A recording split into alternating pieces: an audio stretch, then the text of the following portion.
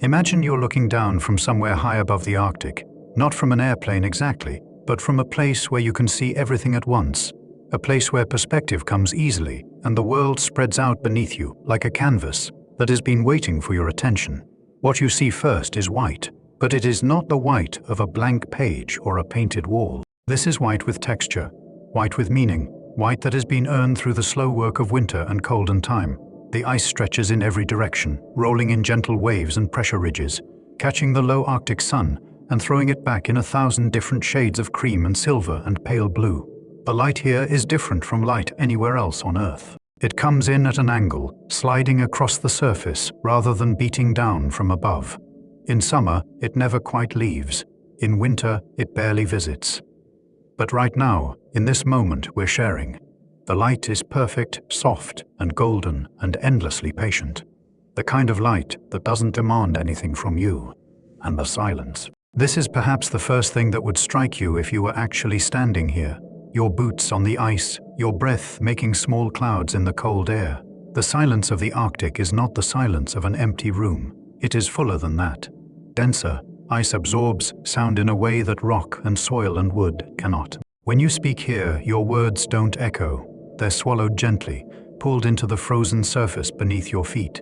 Scientists who study acoustics will tell you that ice is a remarkable insulator of sound. The crystalline structure, the air pockets trapped within, the sheer mass of frozen water, all of these work together to dampen vibration, to soften noise, to create a quiet that feels almost sacred. When the wind isn't blowing, when no animals are calling, when the ice itself isn't cracking and settling, you can stand on the Arctic ice and hear your own heartbeat.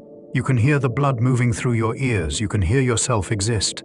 This is where we're starting our journey, on the surface, in the light, in the silence. We're not rushing anywhere. There is nowhere we need to be except exactly here, breathing this cold, clean air, feeling this particular quality of stillness that exists nowhere else on the planet. The ice beneath the Arctic sky has been forming and melting and forming again for millions of years. It will be here long after this moment passes. It asks nothing of you except perhaps to notice it, to let it be what it is. For now, just be here with me on the surface. Let your mind settle into this white landscape. Let the silence become familiar. We have time, all the time in the world, to explore what lies beneath. Let's think for a moment about how this ice came to be. Not in a rushed, textbook way, but slowly, the way the ice itself formed molecule by molecule, crystal by crystal, with a kind of patience that makes human timescales seem almost frantic. Water is a simple molecule. 2 hydrogen atoms and 1 oxygen atom, bonded together in a shape that looks a bit like Mickey Mouse's head if you could see it up close. H2O. You've known this since you were young, but knowing the formula and understanding what water actually does are two different things entirely. When water is warm, these molecules bounce around constantly, sliding past each other, never staying in one arrangement for more than a fraction of a second. This is what makes water liquid, this restless movement, this inability to settle down. But as the temperature drops, something changes. The molecules slow down. They stop rushing past each other quite so frantically. They begin, almost shyly at first, to reach out to one another.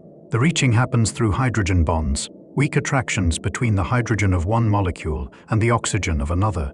In warm water, these bonds form and break constantly, a flickering connection that never lasts. But in cold water, as the movement slows, the bonds have time to hold. They stabilize, they persist. And this is where the magic happens, if we can call it magic, though really it is just chemistry being itself, doing what it has always done. As the water molecules bond together, they arrange themselves in a very particular pattern. Not a random jumble, but a hexagon, 6-sided. The same shape you see in honeycomb, in snowflakes, in the cells of certain plants. It is a pattern that appears again and again in nature because it is efficient, stable, strong. Each water molecule connects to 4 others, forming a 3-dimensional lattice that is actually less dense than liquid water, which is why ice floats, a fact so familiar we forget how strange it is. Almost every other substance becomes denser when it freezes. Water expands. The molecules locked into their hexagonal dance take up more space than they did when they were flowing free. This is happening slowly. Ice doesn't form all at once. not in the Arctic Ocean. First, tiny crystals appear. Fragile ice, scientists call it, little needles and platelets suspended in the water like the first snow of winter. These crystals bump into each other, stick together, grow. Gradually they accumulate into slush, then into solid sheets. The ice builds from the top down, adding thickness through the winter months. New layers freeze onto the bottom of existing ice. The crystals grow downward following the direction of heat loss, creating long columnar structures that give sea ice its particular strength and texture. All of this happens without hurry, without force. Just cold air above, cold water below, and the simple physics of molecular attraction doing its slow, inevitable work. The ice forms the way sleep comes when you're truly ready for it. Not through effort, but through surrender to natural process. Not all Arctic ice is the same.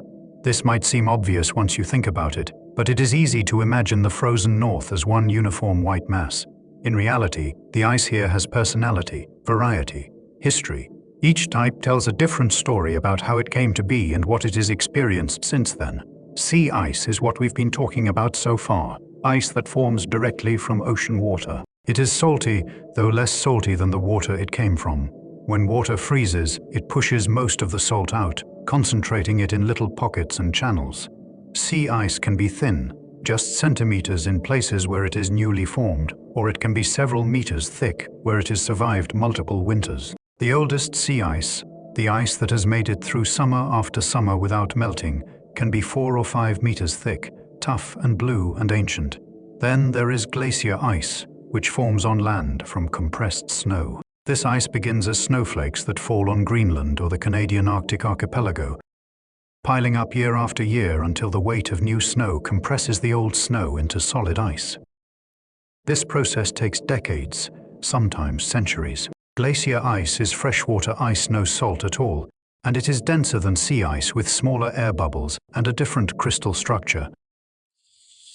When glacier ice reaches the coast and breaks off into the ocean, we call the pieces icebergs. Ice shelves are another category, entirely thick platforms of ice that form where glaciers flow off the land, but don't quite break away, instead spreading out over the ocean while remaining attached to the coast. They're part glacier, part floating ice sheet, existing in that in-between space where land and sea meet and merge. Then there are the smaller variations, the subcategories that Arctic researchers catalogue with the precision of botanists identifying wildflowers. Pancake ice forms in rough water, waves preventing a smooth sheet from forming, so the ice freezes in circular pads that bump against each other, pushing their edges up into little ridges. Neelus is thin, dark, newly formed ice that bends with the waves. Pressure ridges form where ice sheets collide, pushing up walls and formations that can tower 3 or 4 meters above the surface. There is brash ice, the accumulated fragments and chunks that collect between larger ice formations. There is grease ice, a later stage of fragile ice, where the crystals become so numerous, the surface takes on a matte appearance, like grease floating on soup. There is rotten ice, ice in the late stages of melting, its structure deteriorating into something soft and treacherous. Each of these types of ice has its own texture, its own way of responding to pressure and temperature and time. Each has its own sound when you walk across it, its own look in different light, its own particular relationship with the water below and the air above. The Arctic is not one thing but many things, all existing together in this cold place at the top of the world. If you ask someone what color ice is, they'll probably say white, and they're not wrong. Ice is white, certainly, when you look at snow or crushed ice or the surface of a frozen lake. But ice, real ice, ancient ice, Arctic ice, ice can be blue, deeply, impossibly blue. This blueness has confused and captivated people for as long as humans have ventured into frozen places. Early explorers wrote about it in their journals, trying to describe the particular shade of blue they found in glacier crevasses and pressure ridges. Artists have struggled to capture it. Photographers know that even their best images don't quite convey the reality of standing before a wall of blue ice. The science behind this blue is actually quite simple, though the simplicity doesn't diminish the wonder of it. Light, as you may remember, is made up of different wavelengths, each corresponding to a different color. When white light, which contains all the colors, enters ice, something interesting happens. The ice absorbs the longer wavelengths preferentially. Red light, orange light, yellow light. These are absorbed into the ice and converted to tiny amounts of heat. But blue light, with its shorter wavelength, passes through or gets scattered back toward your eyes. The thicker the ice, the bluer it appears. This is why thin ice looks white or clear. The light doesn't pass through enough ice for the red wavelengths to be significantly absorbed. But in thick ice, in ancient ice, in ice that has been compressed and densified, it is the blue of deep ocean water, the blue of twilight sky, the blue of something fundamental and pure. Sometimes the ice has other colors mixed in. Algae can tint it brown or green. Minerals from rock dust can add gray or yellow tones. Air bubbles, trapped in the freezing process, scatter light and create white streaks and patches. The ice at the surface, weathered by sun and wind and the brief Arctic summer, often appears white and rough. But break through that surface layer or find a place where the ice has fractured and exposed its interior. And there is the blue waiting. The color of ice changes with the quality of light falling on it. Under the midnight sun, it glows. Under storm clouds, it darkens to slate and steel. In the brief twilight of Arctic dawn or dusk, it can appear purple, lavender, colors that seem impossible for frozen water to hold, but it holds them anyway. This is not a color you can create artificially. You can't mix paint to match it. You can't quite capture it on film or screen. It is a color that exists in the intersection of physics and perception, in the moment when light meets ice and your eyes receive what is reflected back. It is a color that seems to come from within the ice itself, as if the ice is somehow luminous, lit from inside by cold fire. Now bring yourself to the edge. In your mind, walk across the ice until you find where it meets the water. This edge might be smooth and clean, a simple boundary between solid and liquid, or it might be complicated, ice gradually thinning, becoming slushy, breaking into fragments that bob and shift with each small wave.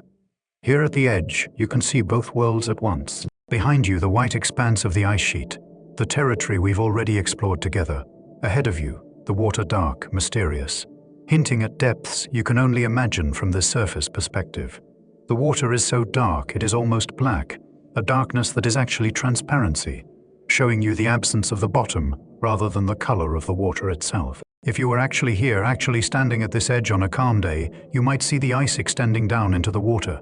The edge isn't just a surface line, it is three-dimensional. Depending on the type of ice, the underwater portion might be smooth or ragged, might extend down a few centimeters or a few meters. This is the part of the ice that is invisible to someone standing on the surface looking across the frozen landscape, the hidden part, the secret architecture. You might also see, if you're patient and quiet, small fish gathering near the edge. They're drawn to the interface, to the shelter the ice provides from predators above, to the tiny organisms that live on and in the ice. You might see a seal surface, its whiskers glistening with water, its dark eyes curious and calm before it dives again, so smoothly that it barely disturbs the surface. The water here is colder than you can probably imagine if you've never experienced truly cold water. It hovers right at the freezing point, sometimes even slightly below, kept liquid by its salt content. If you touch this water, the cold would be shocking, immediate, dangerous. But looking at it from a safe distance, knowing you don't have to enter it, the cold seems less threatening. Just another fact about this place, just another quality to note and accept. And here is the thing about edges, they're invitations, they're places of possibility. Standing at the edge of the Arctic ice, looking down into the dark water, you're standing at the threshold of another world entirely. A world that exists in 3 dimensions, while the ice world is essentially 2. A world in motion where the ice is still. A world that has been here thriving and changing and evolving for millions of years before the ice ever formed. This is where we're going next, down into that dark water, into the world beneath the ice. We're going to descend slowly, carefully, noticing everything as we go. We're going to discover what lives there, how it survives, what makes this underwater Arctic realm one of the most fascinating places on Earth. But we won't rush. We'll go at the pace the Arctic itself teaches, slowly, patiently, with attention to every small detail. Take a breath. Now imagine slipping beneath the surface, not with a splash or struggle, but smoothly, gently, like sliding into a dream. The boundary between air and water passes over you, over your face, your shoulders, your body, and suddenly everything is different. The first thing you notice is the sound. or rather, the change in sound. Above water, you heard the wind, perhaps, or the creak of ice, or your own breathing below. Those sounds are gone, replaced by something entirely other. Water carries sound differently than air. It is denser, more efficient, transmitting vibrations faster and farther. But the sounds themselves are muffled to your ear, adapted ears arriving as if through layers of cotton, distant and strange. There is a particular pressure against your skin, not uncomfortable, just present water, pressing on you from all sides, supporting you in a way air never quite does. You are more buoyant here than you ever imagined possible. The salt in the water, the cold that makes it dense. These things hold you up, make you almost weightless. You could float here forever, suspended, neither rising nor sinking.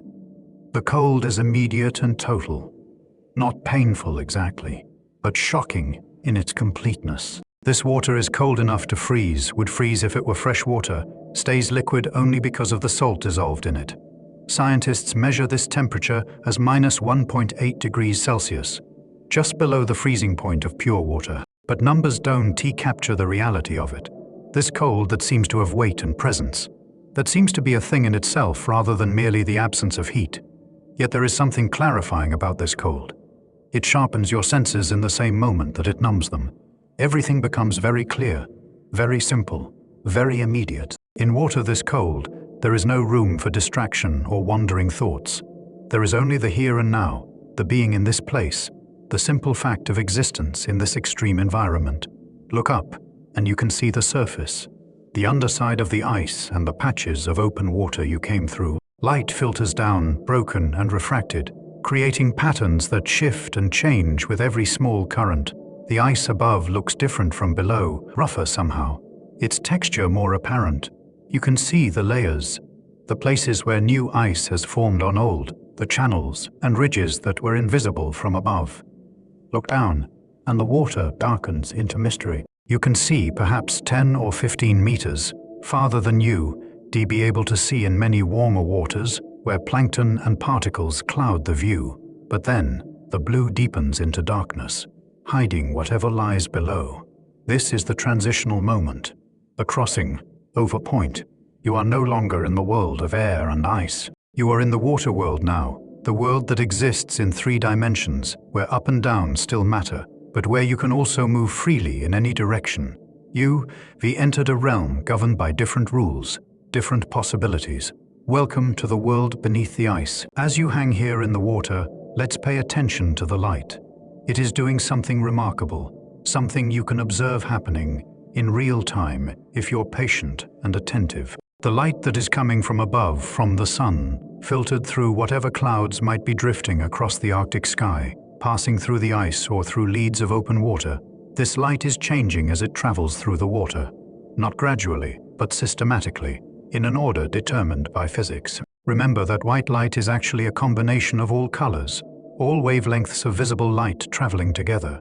When this light enters water, the water begins to absorb it, but not all wavelengths equally. The longer wavelengths go first. Red light, the longest wavelength we can see, barely penetrates at all. Within the first few meters of water, most of the red is gone, absorbed and converted into infinitesimal amounts of heat. This is why everything looks less red underwater, why blood appears green or brown, instead of red if you're deeper than a few meters. Orange goes next, then yellow. By the time you're 10 or 15 meters below the surface, these warm colors have been stripped away almost entirely. What is left is green and blue, and the green is fading fast. Blue light, with its shorter wavelength, penetrates deepest. It is the most persistent, the last color to give up and surrender to the water's absorptive power. This is why the ocean appears blue when you're beneath the surface. You're seeing the only color that made it this far, the only wavelength tough enough to penetrate into the depths. But even blue light has its limits. As you go deeper, and we'll descend through these layers together. The water absorbs it, scatters it, until at a certain depth, no sunlight penetrates at all. That depth varies depending on the clarity of the water, the season, the angle of the sun. In the Arctic, with its clean, cold water and its low-angle sunlight, blue light can penetrate deeper than in many other oceans. But it still has limits. For now, hanging here just below the ice, you're in the blue zone. Everything around you has taken on this particular quality of light cool, clear, somehow both soothing and otherworldly. It is like being inside a sapphire, or inside a particularly vivid dream. The water itself seems to glow, not with its own light, but with the transformed sunlight that has managed to reach this depth. Objects around you, a piece of drifting ice, your own hands if you hold them out in front of you, appear blue-tinted. Colors that would be warm on the surface are cool here. Nothing is quite the color it would be in air and sunlight. This is your new reality, your new visual world. As we descend deeper, this blue will intensify, will darken, will eventually fade into blackness. But for now, let yourself adjust to it.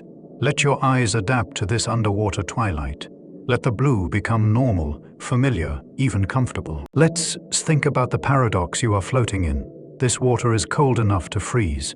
In fact, it is below the freezing point of pure water, yet it remains liquid. It flows around you, supports you, moves in slow currents that you can feel as gentle pressure against your skin. How is this possible? The answer lies in salt. Ocean water isn't pure H2O. It is a solution, a complex mixture of water and dissolved minerals, mostly sodium chloride, table salt, but also magnesium, calcium, potassium, and dozens of other elements in trace amounts. These dissolved substances interfere with the formation of ice crystals, making it harder for the water molecules to lock into their hexagonal lattice pattern. Pure water freezes at 0 degrees Celsius, but seawater, with its typical salinity of about 35 parts per thousand, doesn't freeze until it reaches minus 1.8 degrees Celsius.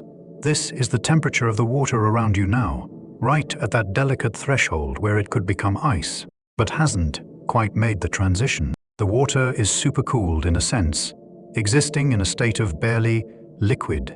Any disturbance, a sudden agitation, the introduction of an ice crystal as a nucleation point could trigger freezing. This is how fragile ice forms in the open ocean, how new ice begins to appear when the temperature drops. But here, now, the water remains fluid, flowing, alive with movement. Temperature affects more than just the state of matter. It affects density. Cold water is denser than warm water, heavier, more inclined to sink. But the relationship between temperature and density in seawater is complicated by salt. Salty water is denser than fresh water at the same temperature, so the coldest, saltiest water is also the densest, and it sinks, seeking the bottom, creating layers in the ocean like layers in a cake. The water you are in right now is extremely dense, about 1.028 grams per cubic centimeter compared to 1.0 for pure water. This density is what makes you so buoyant, what makes floating here feel effortless, despite the weight of water pressing on you from all sides. Below you, if you could sense it, are other layers of water with slightly different temperatures and salinities. The Arctic Ocean is stratified, organized into distinct masses of water that don't mix easily. There is Atlantic water, relatively warm and salty, that flows into the Arctic Basin from the south. There is Pacific water entering through the Bering Strait. There is deep Arctic water, ancient and cold, sitting at the bottom. Each layer has its own characteristics, its own history, its own journey to this place. For now, you are in the surface layer, the layer most influenced by the ice above and the atmosphere beyond. This is the coldest layer, the layer that freezes first in winter and melts last in summer. This is the layer where most of the life exists, where light penetrates, where the Arctic ecosystem does most of its work. You are in the coldest water you could be in, and still be in liquid water. It is a strange honor, in a way. Look up again. The ice ceiling above you is not smooth or flat or simple. From below, from this perspective, the ice reveals itself as a landscape, an inverted landscape perhaps, but a landscape nonetheless, with its own topography and texture and remarkable beauty. Where the ice is thick, it hangs down in formations that look almost architectural. These are pressure ridges viewed from below, places where two sheets of ice collided and pushed upward from the surface perspective or downward from your current perspective. The ice here can extend 4 or 5 meters down into the water, forming walls and ridges and irregular shapes that catch and scatter what little light penetrates this far. In other places, the underside of the ice is smoother, but still textured, covered with small irregularities and formations. As new ice freezes onto the bottom of existing ice, it creates a rough surface, almost coral-like in its complexity. These small-scale features provide habitat for tiny organisms, algae and bacteria that cling to the ice, finding shelter in the microscopic valleys and peaks. Sometimes you see stalactites, not of rock, but of ice. These form when very cold brine, excluded from the freezing ice above, sinks downward in concentrated streams.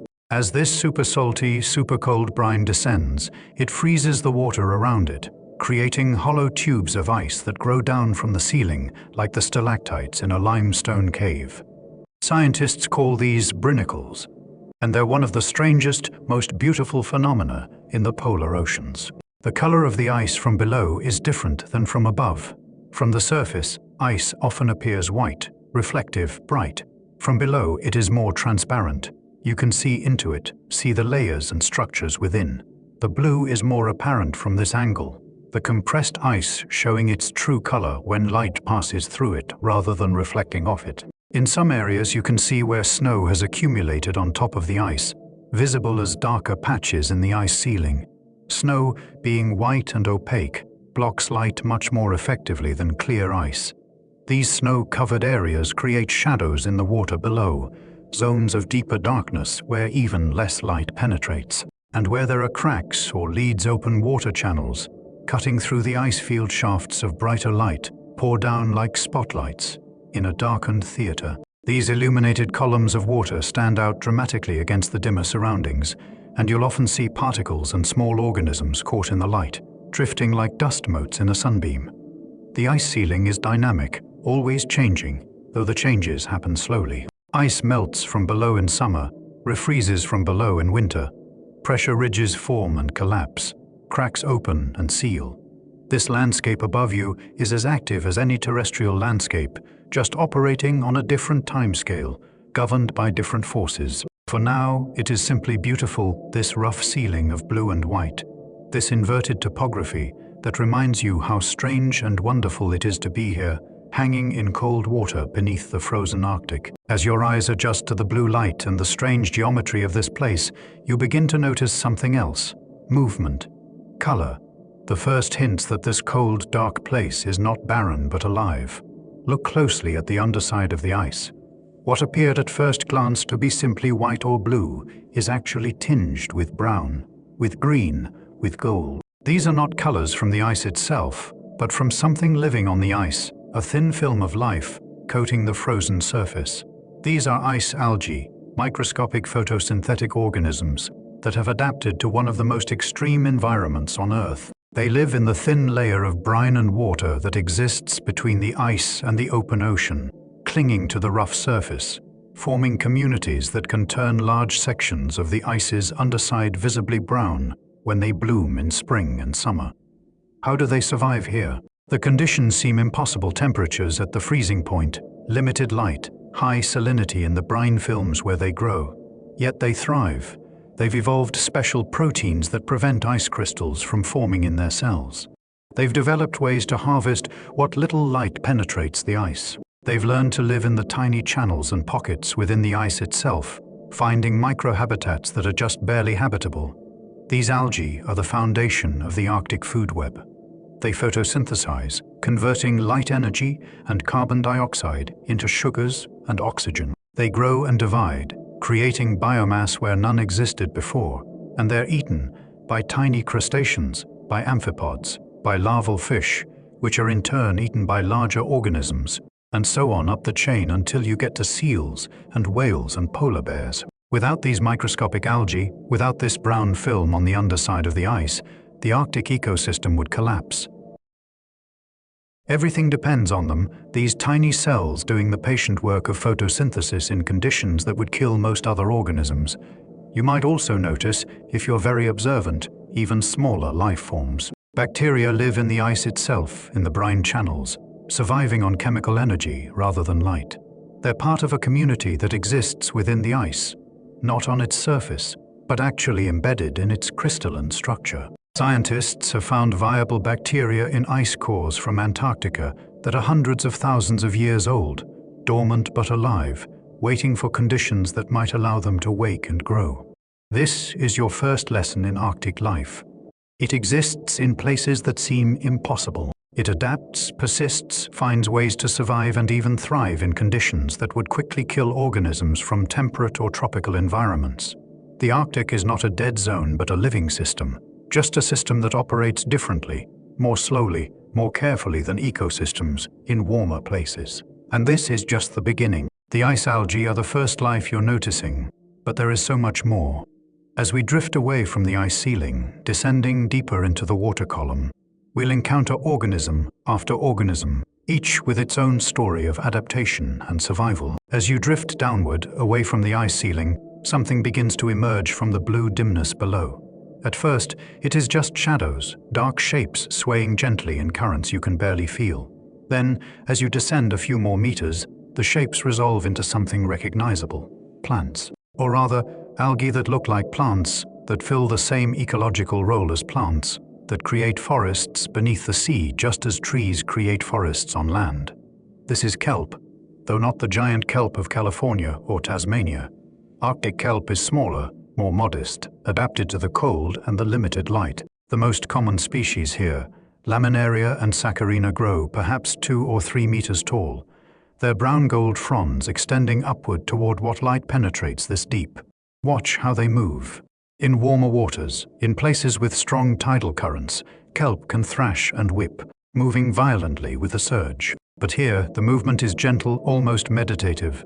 The currents in the Arctic Ocean are slow, a few centimeters per second in many places, and the kelp sways in response with a rhythm that is hypnotic if you watch it long enough. Back and forth, like a slow breath, like the tick of a very patient clock. The kelp anchors itself to the rocky bottom with a holdfast. Not a root exactly, since kelp doesn't draw nutrients from the substrate, the way terrestrial plants draw nutrients from soil.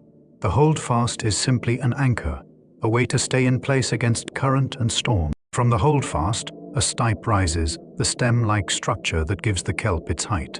And from the stipe, the blades extend wide, flat surfaces designed to capture as much of the limited light as possible. Each blade is a solar panel, essentially performing photosynthesis with whatever photons manage to reach this depth. The efficiency is remarkable. Even with light levels that are perhaps 1% of surface light intensity, the kelp grows. Not quickly, nothing here grows quickly, but steadily, adding new tissue throughout the short Arctic summer. The color of the kelp is beautiful in this blue light. Browns and golds and olives, warm tones that contrast with the cool blue of the surrounding water. The blades are translucent in places, light passing through them and creating patterns of brightness and shadow. Some blades are smooth and new. Others are tattered, worn by time and the nibbling of herbivores, their edges ragged and torn. If you could listen, really listen, you might hear the kelp.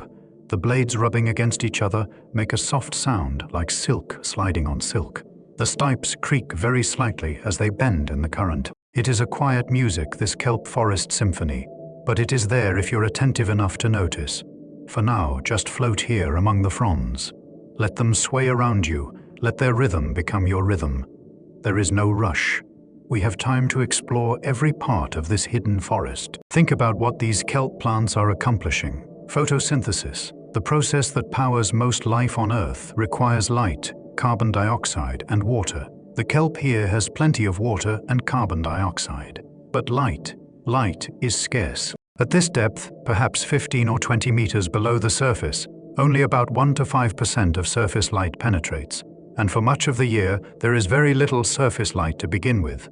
During the polar winter, the sun barely rises, and what little light exists has to penetrate not just atmosphere but ice and snow before reaching the water. Yet the kelp persists. How? The answer lies in adaptation, in evolution's patient solving of problems. The kelp here has developed photosynthetic machinery that is extremely efficient at capturing and using the limited light available. The chloroplasts, the cellular structures where photosynthesis happens, are packed with chlorophyll and accessory pigments that can harvest different wavelengths of light. The blue-green light that penetrates best to this depth. The kelp is specifically adapted to use it. The kelp also compensates for limited light by growing large surfaces. Each blade is maximized for light capture, spread out flat to intercept every available photon. There is very little self-shading. The blades are arranged to avoid blocking each other, each one reaching for its own patch of light, and the kelp is patient. In summer, when light is abundant, when the sun circles the sky 24 hours a day and there is no night, the kelp grows vigorously, storing energy in its tissues. It builds up reserves of carbohydrates, proteins, fats. Then, when winter comes and light essentially disappears, the kelp slows down. It doesn't die, it simply waits, living off its stored reserves, maintaining itself at a minimal level until light returns. This strategy, feast and fast, grow and wait, is common among Arctic organisms. Life here is synchronized to the dramatic seasonal swings in light and temperature. There is no point in trying to grow year-round when half the year provides no resources for growth. Better to pack all your growth into the brief productive season. Then, hunker down and survive the dark months. Scientists have measured the photosynthetic rates of Arctic kelp and found them to be remarkably high during summer, comparable to tropical algae in full sunlight. The kelp makes up for having less time by being extremely efficient with the time it has. It is like a student cramming for an exam, packing months' worth of learning into a few intensive weeks. The oxygen the kelp produces, a byproduct of photosynthesis, bubbles up from the blades and rises toward the surface, tiny spheres of gas drifting upward through the blue water. This oxygen enriches the water, making it possible for fish and other animals to breathe. The kelp is literally creating the conditions that allow other life to exist here, and the kelp's growth is food. The blades themselves are eaten by urchins and snails. Pieces that break off drift away and become food for detritivores. Even in death, kelp nourishes the ecosystem. Let's return for a moment to something we glimpsed earlier. The algae living not in the water, not on rocks or the sea floor, but in the ice itself. This is one of the Arctic's strangest and most remarkable ecosystems, and it deserves closer attention. Sea ice, as we discussed before, isn't pure frozen water. It is a matrix, a three-dimensional structure filled with channels, pockets and spaces where water remains liquid even though the surrounding medium is frozen solid. These brine channels form because salt is excluded from the ice crystal lattice as water freezes. The concentrated brine, being more resistant to freezing, remains liquid and creates a network of pathways through the ice. These channels are tiny, often just fractions of a millimeter wide. But they're enough for microscopic organisms to colonize, to live, to build communities. The ice algae, mostly diatoms, single-celled organisms with intricate silica shells, inhabit these channels by the billions. The conditions inside the ice are extreme, even by Arctic standards. The temperature is at or below the freezing point of seawater. The salinity in the brine channels can be 2 or 3 times higher than in the open ocean. The space is confined, cramped. Light has to penetrate through solid ice to reach these channels. Yet the algae thrive. They've adapted to high salinity by adjusting the concentration of solutes in their cells. They've adapted to low light with efficient photosynthetic machinery. They've adapted to the cold with special enzymes that function at temperatures that would make most biological processes grind to a halt. During winter, the ice algae go dormant, surviving in a state of suspended animation. But as spring approaches and light begins to return, they wake. They begin to photosynthesize, to grow, to divide. And they bloom exponentially, increasing their numbers until the ice is visibly discolored, brown or green or golden, depending on the species present. This bloom is timed perfectly with the Arctic spring. As the sun returns, as light levels increase, the ice algae respond faster than the phytoplankton in the open water. They get a head start, blooming weeks before the water column becomes productive. And this head start matters enormously for the animals that depend on them. Amphipods and copods, tiny crustaceans, graze on the ice algae, scraping them from the brine channels with specialized mouthparts. The amphipods are in turn eaten by fish and seabirds. Arctic cod time their spawning so that their larvae hatch just as the ice algae bloom, providing abundant food for the hungry young fish. The ice algae community is a reminder that life finds a way into every possible niche, every potential habitat, no matter how extreme it might seem. If there is even a tiny sliver of possibility, a place with some liquid water, some nutrients, some light, life will find it, colonize it, make it home. These algae living inside ice are pioneers, extremophiles, organisms that expand our understanding of where and how life can exist. Take a moment to really see the colors around you. It would be easy to think of this underwater Arctic world as monochromatic, all blue and white and black. But that is not accurate.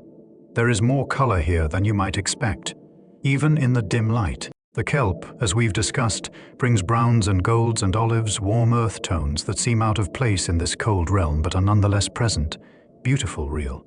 The color comes from fucosanthin, a pigment that helps the kelp capture blue-green light. To human eyes adapted to the blue underwater light, these browns appear especially vivid, standing out against the cooler tones of the water. The ice algae add their own palette. Some species are deep brown, others bright green, still others golden or orange. When they bloom on the underside of the ice, they create patches of color visible from meters away, a ceiling decorated with irregular streaks and spots of warm tones.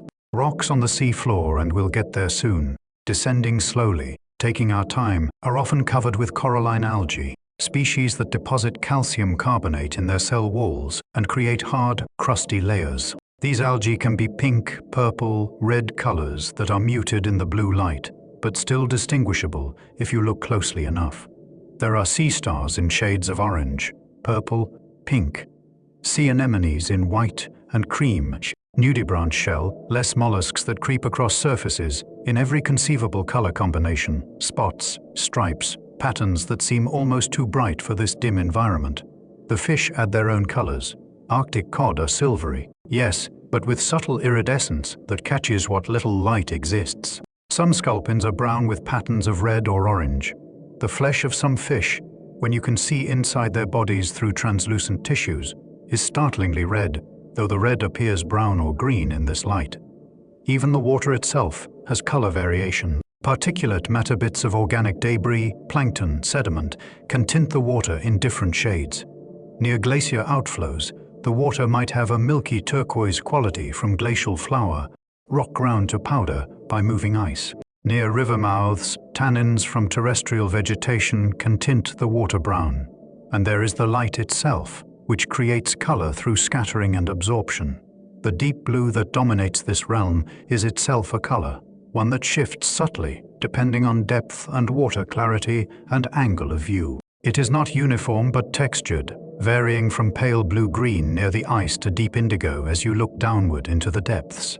The point is this: even in a place defined by cold and darkness, even in an environment that seems hostile to life and beauty, color persists. The Arctic underwater isn't barren or monochrome. It is painted with subtle, beautiful hues that reward close attention. You just have to let your eyes adjust. Let go of expectations based on tropical coral reefs or temperate forests. This is a different palette, more muted perhaps, but no less real. The kelp forest doesn't just exist, it provides. It creates habitat, shelter, hunting grounds, nursery space.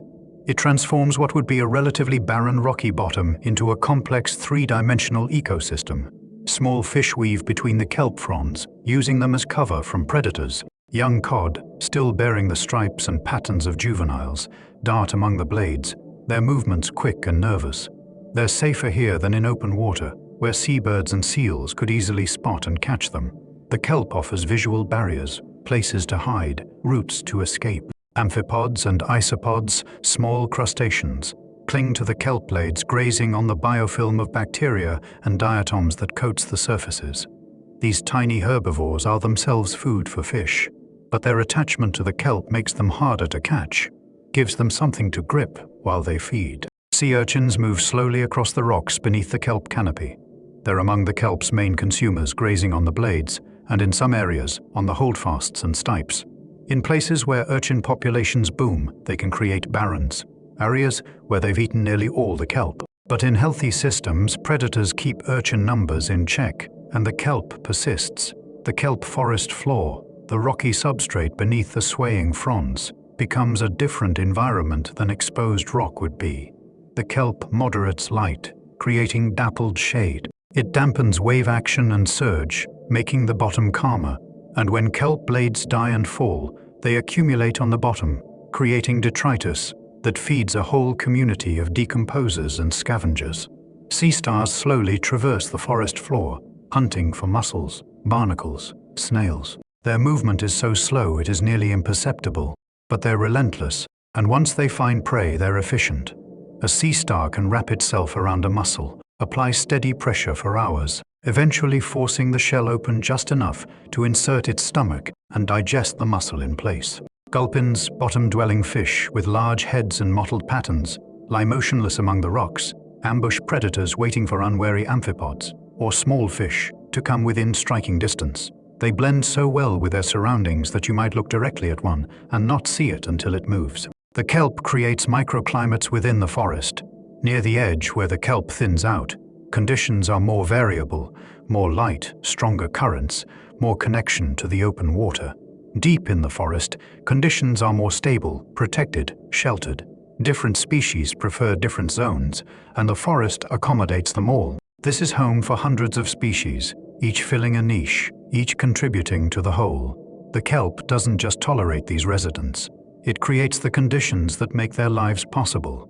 It is architecture, food source, shelter, and ecosystem engineer, all at once. And for you, floating here among the fronds, it is a visual anchor, a focal point, a reminder that even in extreme environments, complexity and community can flourish. Movement catches your eye, a flicker of silver in the blue water, then another, then dozens, hundreds, a school of fish materializing as if from nowhere, their synchronized movements creating patterns that shift and flow like a single organism made of many parts. These are Arctic cod, Boreogadus seda, perhaps the most important fish species in the Arctic Ocean. They're small, most are perhaps 15 to 20 centimeters long, but what they lack in individual size they make up for in numbers. Schools can contain thousands of individuals, sometimes tens of thousands, moving together with a coordination that seems almost telepathic. Each fish maintains a precise distance from its neighbors, close enough to benefit from the school's protection, far enough to avoid collisions. They turn in unison, responding to threats or opportunities with a speed that suggests some kind of shared consciousness, though it is actually just incredibly fast individual reactions, coordinated through vision and lateral line sensation. The fish are beautiful when you look closely. Their scales are small and silver, catching what little light penetrates this deep and throwing it back in flashes.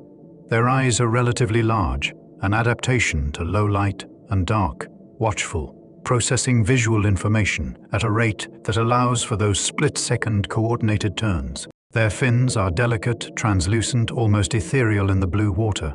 But the most remarkable thing about Arctic cod isn't what you can see. It is what is happening inside them. At the molecular level, these fish can survive in water that is below the freezing point of their blood. In any other fish, ice crystals would form in the bloodstream, damaging tissues and causing death. But Arctic cod have evolved a solution: antifreeze proteins. These proteins, specifically antifreeze glycoproteins, or AFGPS, bind to ice crystals as they begin to form, preventing them from growing. The proteins don't prevent ice formation entirely. That would be impossible in water this cold. But they keep the ice crystals small, harmless, unable to damage cell membranes or disrupt blood flow. It is an elegant solution to what seems like an impossible problem. The school moves as one, flowing around obstacles, dividing and reforming, creating shapes that are functional, but also somehow beautiful. There is no leader, no single fish making decisions for the group. Instead, each fish follows simple rules. Stay with your neighbors, avoid collisions, move away from threats. And from these simple rules, complex group behavior emerges. They're hunting, probably, though it is hard to see what they're hunting for.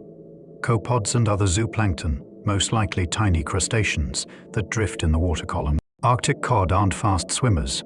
Their prey isn't fast either, but they're efficient, conserving energy, picking off one small target at a time.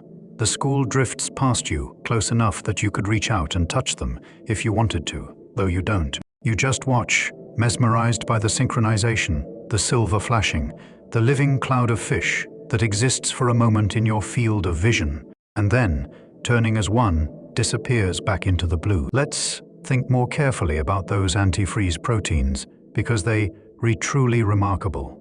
One of evolution's cleverest solutions to a difficult problem. The problem is this: ice crystals forming inside a living cell will rupture cell membranes, destroying the cell. Even ice crystals forming in blood plasma Outside cells can grow large enough to block capillaries and disrupt circulation. For a fish living in water cold enough to freeze, this is a constant threat. The solution, antifreeze proteins, works on a molecular level. These proteins have a particular shape that allows them to bind to the surface of ice crystals. Imagine an ice crystal as it begins to form. Water molecules locking into their hexagonal lattice pattern. The crystal has a specific surface structure, a particular arrangement of molecules that the antifreeze protein can recognize and attach to. Once bound to the ice crystal surface, the antifreeze protein creates a steric barrier. The ice crystal can grow easily where the protein is attached. The water molecules that would normally add to the crystal's growth find their path blocked.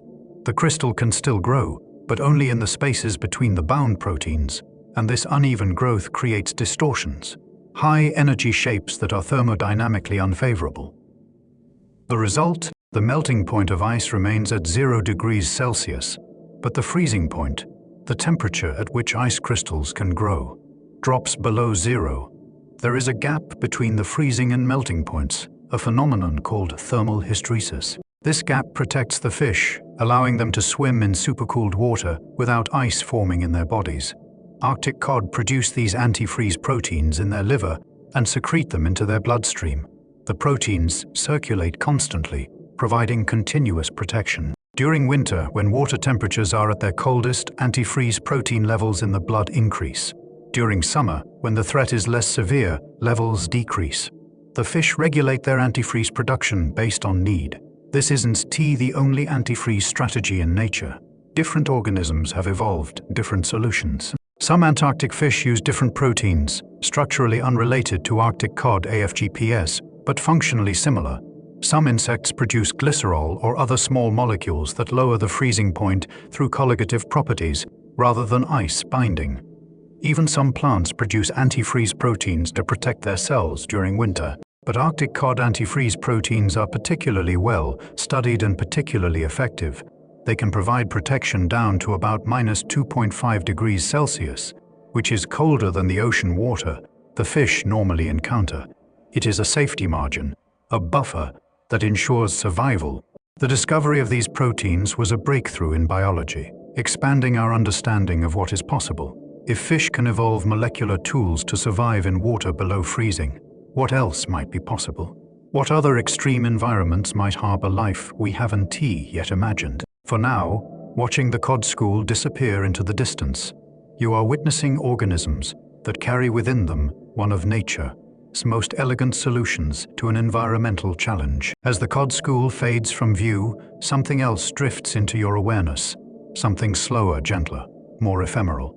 A jellyfish, translucent and ghostly, pulsing its way through the water with movements so gradual they seem almost lazy. This is Cyanea capillata, the lion's mane jellyfish, though this individual is small, perhaps only 20 centimeters across its bell. In warmer waters or later in life, these jellyfish can grow enormous, the largest species of jellyfish on Earth, with bells over 2 meters in diameter and tentacles trailing 40 meters behind. But here, in the cold Arctic water, this one is modest, young perhaps, or just limited by the slower metabolism that cold imposes. Watch the pulsing of the bell.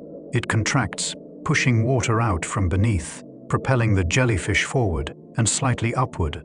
Then it relaxes, the bell opening again, preparing for the next pulse. The rhythm is slow, perhaps one pulse every 2 or 3 seconds, but it is steady, hypnotic, like a heartbeat slowed down to match the pace of Arctic life.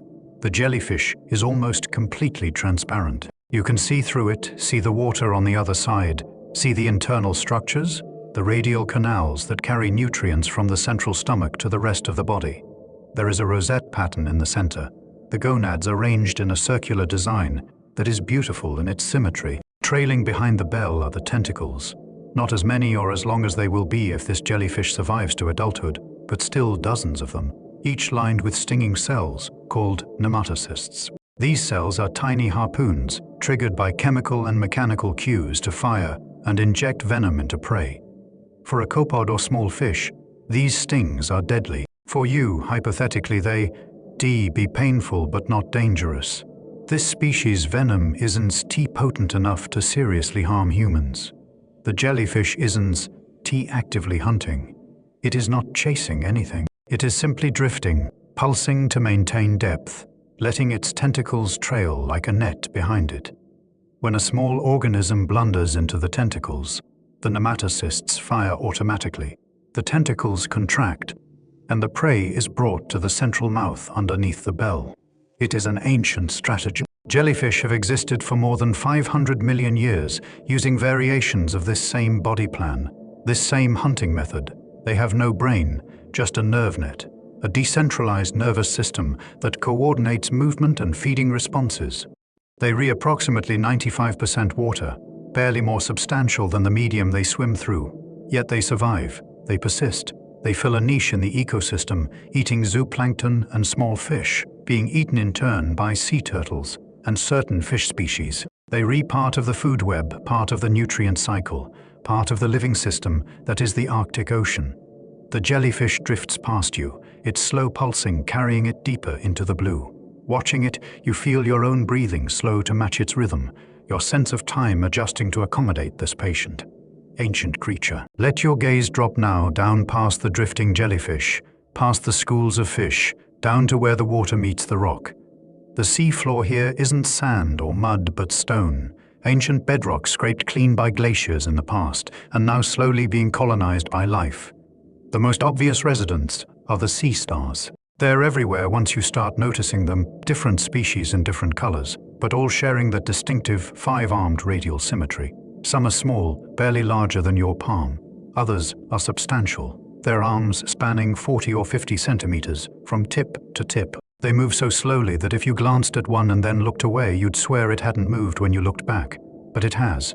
Sea stars walk on hundreds of tube feet, tiny hydraulic structures that extend and retract, each one taking a minuscule step, all of them together creating gradual, inexorable motion. A sea star might travel a few meters in a day, which is more than fast enough for its purposes.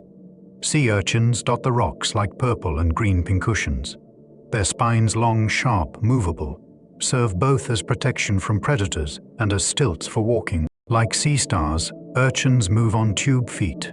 Though the spines also help with locomotion, they graze on algae, on kelp, on anything edible they encounter, using a complex jaw structure called Aristotle's lantern to scrape and chew. Sea cucumbers lie on the bottom like warty pickles, which is essentially what their name suggests they resemble. But they're not plant matter. They're echinoderms like sea stars and urchins, with the same water vascular system, the same radial symmetry hidden beneath an elongated body. They feed on detritus, passing sediment through their digestive system and extracting whatever organic matter it contains. Anemones attach themselves to rocks, looking like flowers but actually being animals. Cnidarians related to jellyfish. Their tentacles wave gently in the current, armed with the same stinging cells that jellyfish use for hunting. When a small fish or crustacean touches the tentacles, the nematocysts fire. The tentacles contract, and the prey is pulled into the central mouth. Barnacles encrust the rocks in patches, not mollusks, as you might guess from their shells, but crustaceans, related to crabs and shrimp. They stand on their heads inside their calcareous fortresses, kicking their legs out to catch passing particles of food.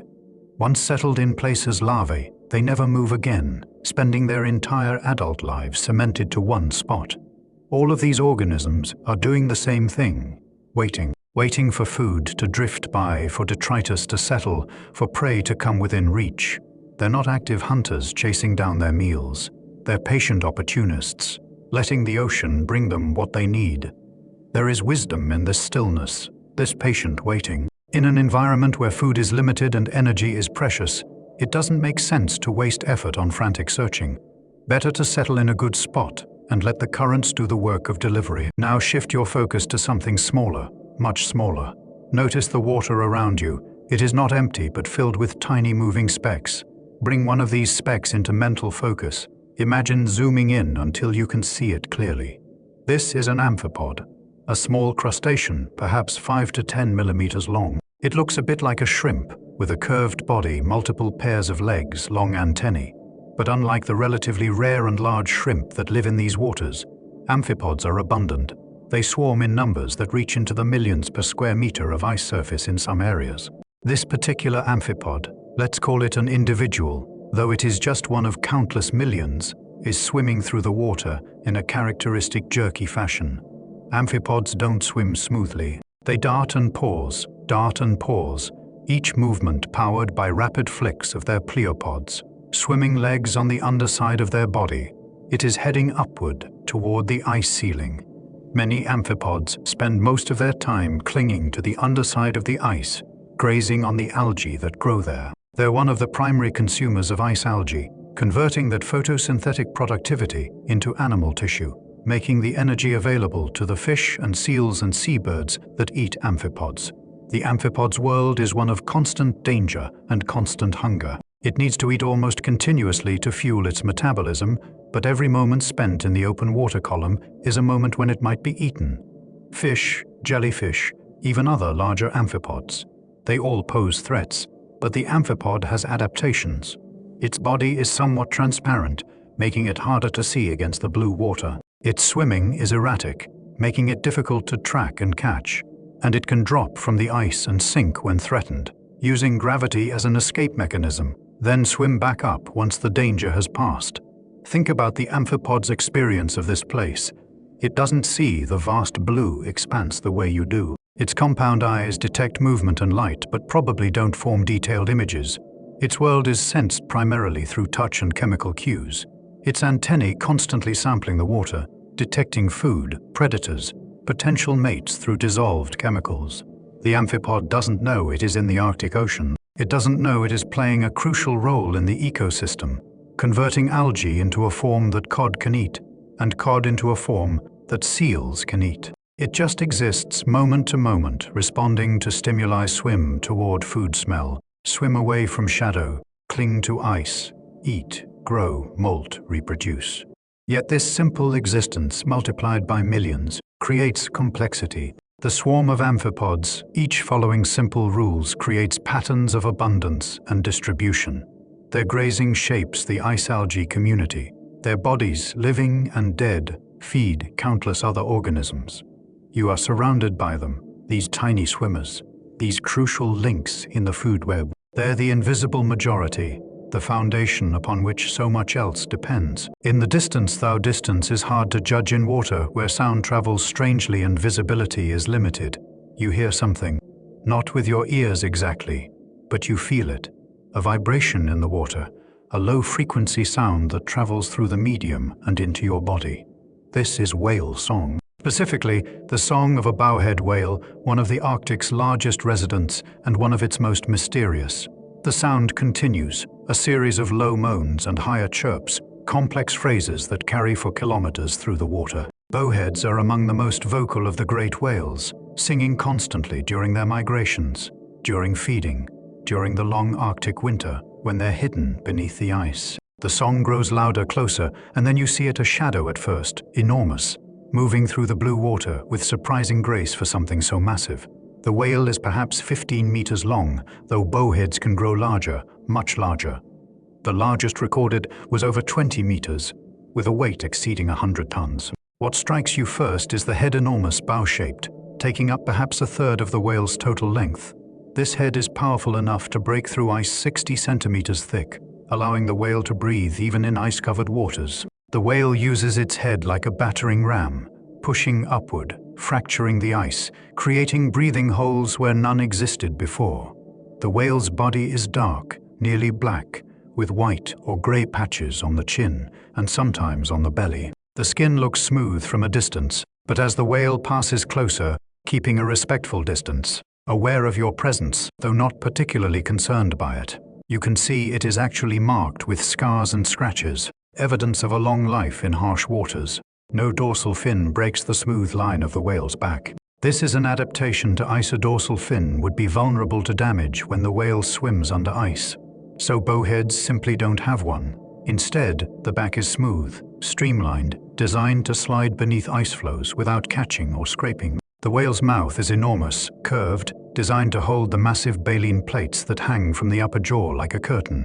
These plates, made of keratin, the same material as your fingernails, can be over 4 meters long in a large whale, the longest baleen of any whale species. The whale uses them to filter food from the water, swimming through clouds of copepods and krill with its mouth open, then closing and using its tongue to push water out through the baleen, trapping the tiny crustaceans inside. The song continues, emanating from somewhere inside the whale's massive body. Scientists still don't fully understand why bowheads sing, whether it is for communication, navigation, locating food, attracting mates, or something else entirely. Perhaps all of these. Perhaps reasons we haven't yet imagined. The whale passes slowly, unhurried, its huge tail flukes moving up and down in powerful, measured strokes. And then it is past you, moving deeper into the blue, its song fading gradually, until all that remains is the memory of sound, the lingering vibration in the water. Think about what it means to be a whale in the Arctic Ocean, to be an air-breathing mammal that must surface regularly, yet to live in a place where the surface is often sealed with ice. How do you survive? How do you know where the breathing holes are? How do you avoid being trapped beneath solid ice with no access to air? Bowhead whales have evolved remarkable strategies for navigating this frozen world. First, they can hold their breath for a long time, up to 60 minutes or even more in some circumstances. This gives them a cushion, time to swim from one breathing hole to another, time to search for leads and polonias, areas of open water in the ice pack. Second, they can sense the ice. Scientists believe bowheads use echolocation clicking sounds that bounce off objects and return as echoes to map their surroundings. They can detect ice above them, determine its thickness, locate cracks and openings. Their clicks are lower frequency than those of dolphins or toothed whales, but they serve a similar purpose, building a sonic picture of the environment. The whales can also hear the ice. Ice makes sound constantly cracking, groaning, shifting. These sounds travel well through water, and the whales have learned to interpret them. The sound of ice cracking might indicate a lead opening up. The sound of ice colliding might indicate pressure ridges forming, areas to avoid. And when the whales need to breathe but find themselves beneath solid ice, they use that massive reinforced head.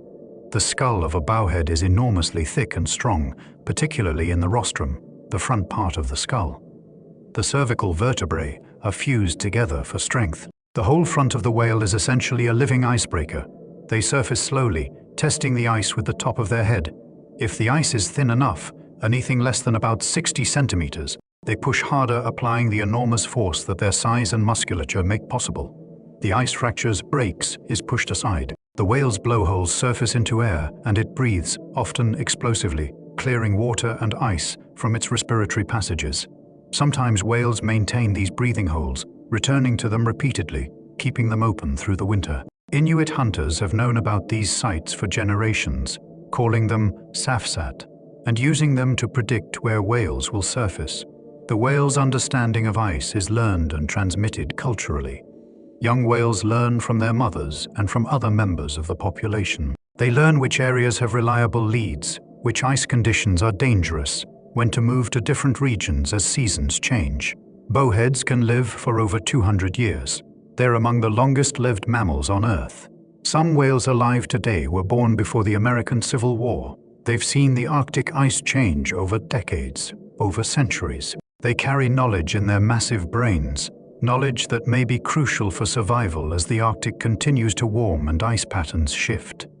For now, the whale you glimpsed is somewhere beneath the distant ice, perhaps breaking through to breathe, perhaps singing to companions you cannot see. Something smaller moves past, faster than the whale, more agile, darting through the water with powerful strokes of its hind flippers. This is a ringed seal, Pusa hispida, the most abundant seal in the Arctic, and one of the smallest, weighing perhaps 50 to 70 kilograms as an adult. Underwater, the seal is transformed from the awkward creature it is on ice to something graceful, fluid, perfectly adapted to its medium. Its body is torpedo-shaped, streamlined, with the front flippers held close to the sides and the hind flippers providing propulsion with strokes that look almost like flying. Watch the seal, whiskers, long, prominent, stiff, as it swims. These vibrissae are exquisitely sensitive, capable of detecting the tiniest movements in the water. A seal can follow the wake of a fish, even in complete darkness, sensing the trail of disturbed water with its whiskers. Scientists have tested this by blindfolding seals and asking them to follow trails created by moving paddles. The seals succeed easily, whiskers twitching as they track the invisible path. The seal's eyes are large and dark, adapted to sea and low-light conditions. Underwater, seals can see quite well even in the dim blue twilight of the Arctic depths. They have a reflective layer behind the retina, the tapetum lucidum, the same structure that makes dog and cat eyes shine in flashlight beams. That gives photons a second chance to be detected, maximizing vision in dim conditions. But the seal's most impressive ability is its breath.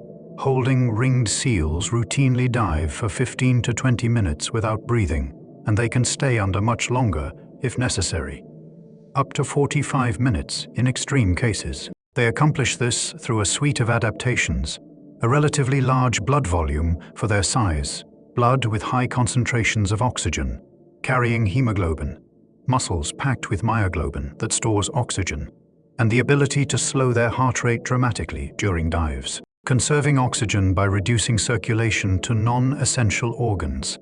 When diving, the seal's heartbeat might drop from 80 to 90 beats per minute at the surface to just 10 to 15 beats per minute at depth. Blood is shunted away from the skin and digestive system and concentrated on supplying the brain and heart. The seal enters a state of physiological efficiency, becoming a machine optimized for the single purpose of staying underwater as long as possible. This seal is hunting, probably searching for Arctic cod or other small fish, for amphipods, for whatever food it can find. Ringed seals are flexible feeders, eating whatever the ocean provides, switching prey species with the seasons as different organisms become available. The seal spots you. Seals are curious and will often approach divers in the wild, and changes course slightly, coming closer for a better look. Its whiskers are forward, its eyes focused on you, assessing. You are clearly not a threat, too strange to be a predator, wrong shape to be prey. Just another mystery in the underwater world. Then, with a final powerful stroke of its hind flippers, the seal turns and accelerates upward, heading for the ice above where it maintains breathing holes, bursting through into the air to take a breath before diving again. Descend further now, closer to the bottom, and you might encounter one of the Arctic's most distinctive residents, a walrus resting on the sea floor, tusks gleaming even in the dim light. Male walruses can weigh over 1,000 kilograms, females somewhat less. They are massive animals, blubbery and thick-skinned, but underwater they achieve a kind of improbable grace. A walrus swimming is using its front flippers for propulsion, unlike seals which use their hind flippers, moving through the water with slow, powerful strokes that belie the animal's bulk. But this walrus is swimming. It is foraging, using a feeding strategy that is unique among marine mammals. Watch as it tilts its head down, pressing its muzzle against the muddy bottom. The muzzle is covered with whiskers, not the thin whiskers of a seal, but thick, stiff whiskers called mestacial vibrissae, over 400 of them arranged in rows. These whiskers are the walrus's primary feeding tool. As the walrus roots along the bottom, the whiskers sweep back and forth, probing the sediment, searching for the siphons of clams buried beneath the surface. When the whiskers detect a clam, the walrus uses suction, creating negative pressure with its powerful tongue and throat muscles to extract the clam from its burrow. The walrus doesn't eat the shell. Instead, it holds the clam in its mouth, uses that suction to pull out the soft body, and spits out the shell. Dives to walrus feeding areas often find the sea floor littered with empty shells, evidence of countless meals. The tusks, massive ivory canines that can grow to over a meter long in large males, aren't actually used for feeding. Despite popular belief, walruses don't use their tusks to dig clams from the bottom. The tusks are social tools used to establish dominance, to defend resting spots on ice, occasionally as weapons in fights between males. They are also useful as ice picks, helping the walrus pull its massive body out of the water onto ice floes.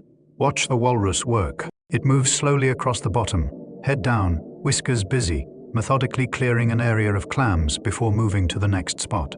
A single walrus can eat 3,000 to 6,000 clams in one feeding session. Over the course of its life, a walrus consumes millions of clams, making it one of the ocean's most significant consumers of benthic invertebrates. The walrus skin is thick, several centimeters in some places, and appears pink or brown, depending on blood flow. When the walrus is warm, blood flows to the skin and it appears pink.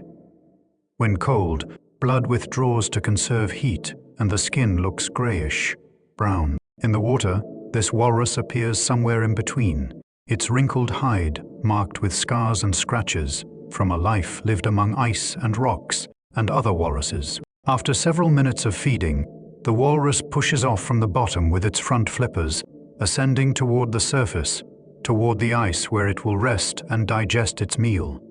It leaves behind disturbed sediment, settling slowly back to the sea floor. In the deeper, darker water, away from the kelp forests and the seafloor feeding grounds, another presence moves. This is harder to see, more elusive. A creature that seems almost mythical even when you are looking directly at it. A narwhal. The unicorn of the sea, though calling it that almost cheapens it, makes it sound like fantasy when it is very much real. The male narwhal's tusk, actually an elongated left canine tooth that grows through the upper lip and spirals as it extends, reaching 2 to 3 meters in length, is one of nature's strangest adaptations. For centuries, people debated what the tusk was for. Some thought it was used to spear fish. Others suggested it was for breaking ice. Some proposed it was a sexual ornament, like a peacock's tail, used to attract females or intimidate rival males. Recent research suggests the truth is more complex and fascinating than any single explanation. The tusk is a sensory organ. It contains millions of nerve endings, and it is sensitive to changes in temperature, pressure, and chemical composition of the water. The narwhal may be using its tusk to sense its environment, to detect gradients in water properties that indicate good feeding grounds or ice conditions. When males tusk, rubbing their tusks together in a behavior observed both in the wild and in captivity, they may be sharing information, though this is still speculation. Narwhals are deep divers, among the deepest diving whales. They've been recorded reaching depths of over 1,800 meters, staying down for 25 minutes or more, hunting for Greenland halibut and other deep water fish.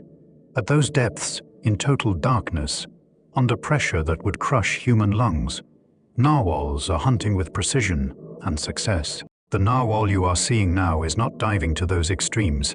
It is perhaps at 50 or 60 meters, swimming slowly through the mid-water, its mottled gray and white coloration making it difficult to see against the blue water.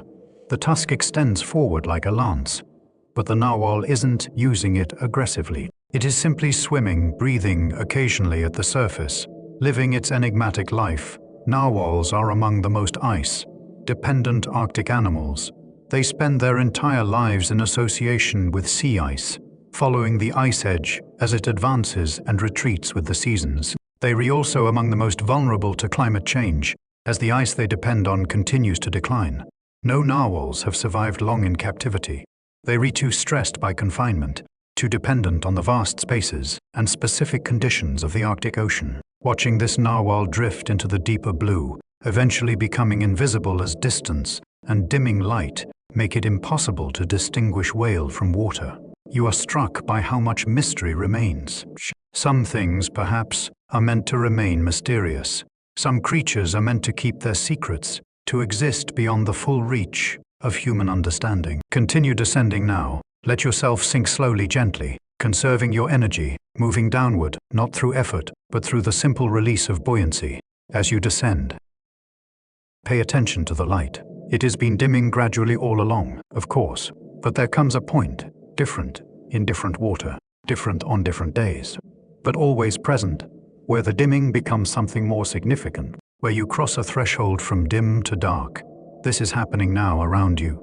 The blue is deepening into something closer to black. You can still see, barely, but what you are seeing is less distinct, more suggestion than detail. Shapes rather than objects, movement rather than specific organisms. Scientists call this zone the mesopelagic, the middle depths, the twilight zone.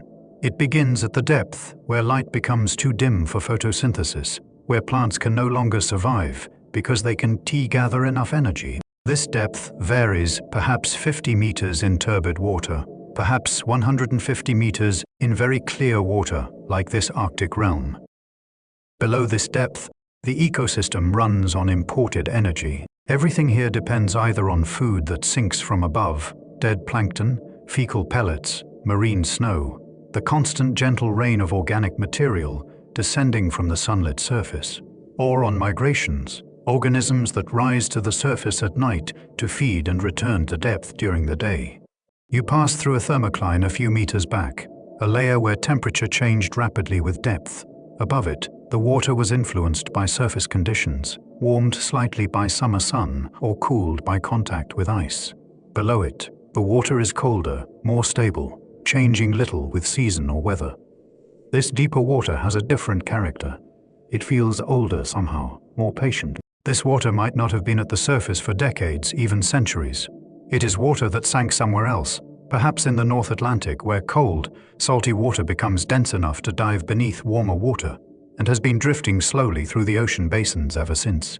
The pressure has increased too, though you wouldn't necessarily feel it in the same way For every 10 meters of depth, pressure increases by approximately 1 atmosphere. The pressure at sea level, you are perhaps 100 meters down now, meaning the pressure is about 10 atmospheres, 10 times what you experience at the surface. For organisms with gas-filled spaces, lungs, swim bladders, this is significant. For you, if you were really here, this would be a dangerous depth. But the organisms that live here are adapted, built to handle these pressures as easily as surface organisms handle surface conditions. You are entering a different world now, one governed by different rules. Light, which has dominated every ecosystem you've passed through so far, giving way to other senses, other strategies, other ways of being alive. Take a moment to let your eyes adjust further, to let go of the expectation of sight, to accept the darkness not as a lack, but as a new condition, one that holds its own forms of life and beauty. In the darkness, small lights appear, not external lights. There are no lights down here, no sun, no surface. Glow. These lights are created by the organisms themselves, tiny sparkles and flashes in the black water. This is bioluminescence, the production of light by living things. It is common in the ocean, especially at these middle depths where sunlight has faded but total darkness hasn't yet taken over. Scientists estimate that as much as 90% of animals in the mesopelagic zone can produce light. Watch the lights. Most are tiny pinpricks, brief flashes that appear and disappear in fractions of a second. These might be copepods startled by a predator, releasing bioluminescent chemicals as a defense mechanism. The flash might startle or distract the attacker, or it might illuminate the predator and make it visible to its own predators, a kind of burglar alarm effect. Some lights are more sustained. That blue-green glow might be a jellyfish, its bell outlined in luminescence, or a sea ctenophore, a comb jelly, with rows of cilia that create iridescent rainbow-like displays even without bioluminescence, but which can also produce light when disturbed. The mechanism behind bioluminescence is chemical. In most organisms, it involves a molecule called luciferin that reacts with oxygen in the presence of an enzyme called luciferase. The reaction produces light, not heat. No infrared, just pure visible light. Almost perfectly efficient. It is cold light, the kind of light that chemists and physicists dream about creating artificially. Different organisms use bioluminescence for different purposes. Some use it for communication, signaling to potential mates, flashing in species-specific patterns that say, "I am here, I am your species, I am interested in mating." Some use it for defense, as we mentioned, startling predators or attracting the predators of their predators. Some use it for hunting.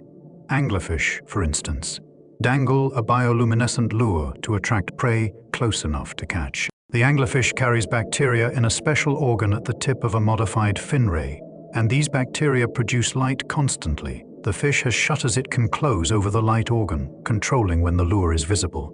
Other fish use bioluminescence for counter-illumination camouflage. They have light organs on their undersides that produce a glow matching the dim downwelling light from above.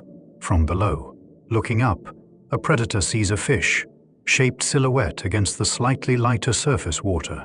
But if the fish can illuminate its underside to match that background light, the silhouette disappears. It is camouflage not through hiding but through blending, through matching the background brightness. The lights around you continue to flash and glow. It is like being in a slow-motion fireworks display, or in a field on a summer night filled with fireflies, except this is underwater and cold and at a depth where human eyes were never meant to see. But you are seeing it now. Let the lights draw your attention, hold your focus. Each light is an organism solving a problem, trying to survive, to find food, to avoid being eaten, to reproduce.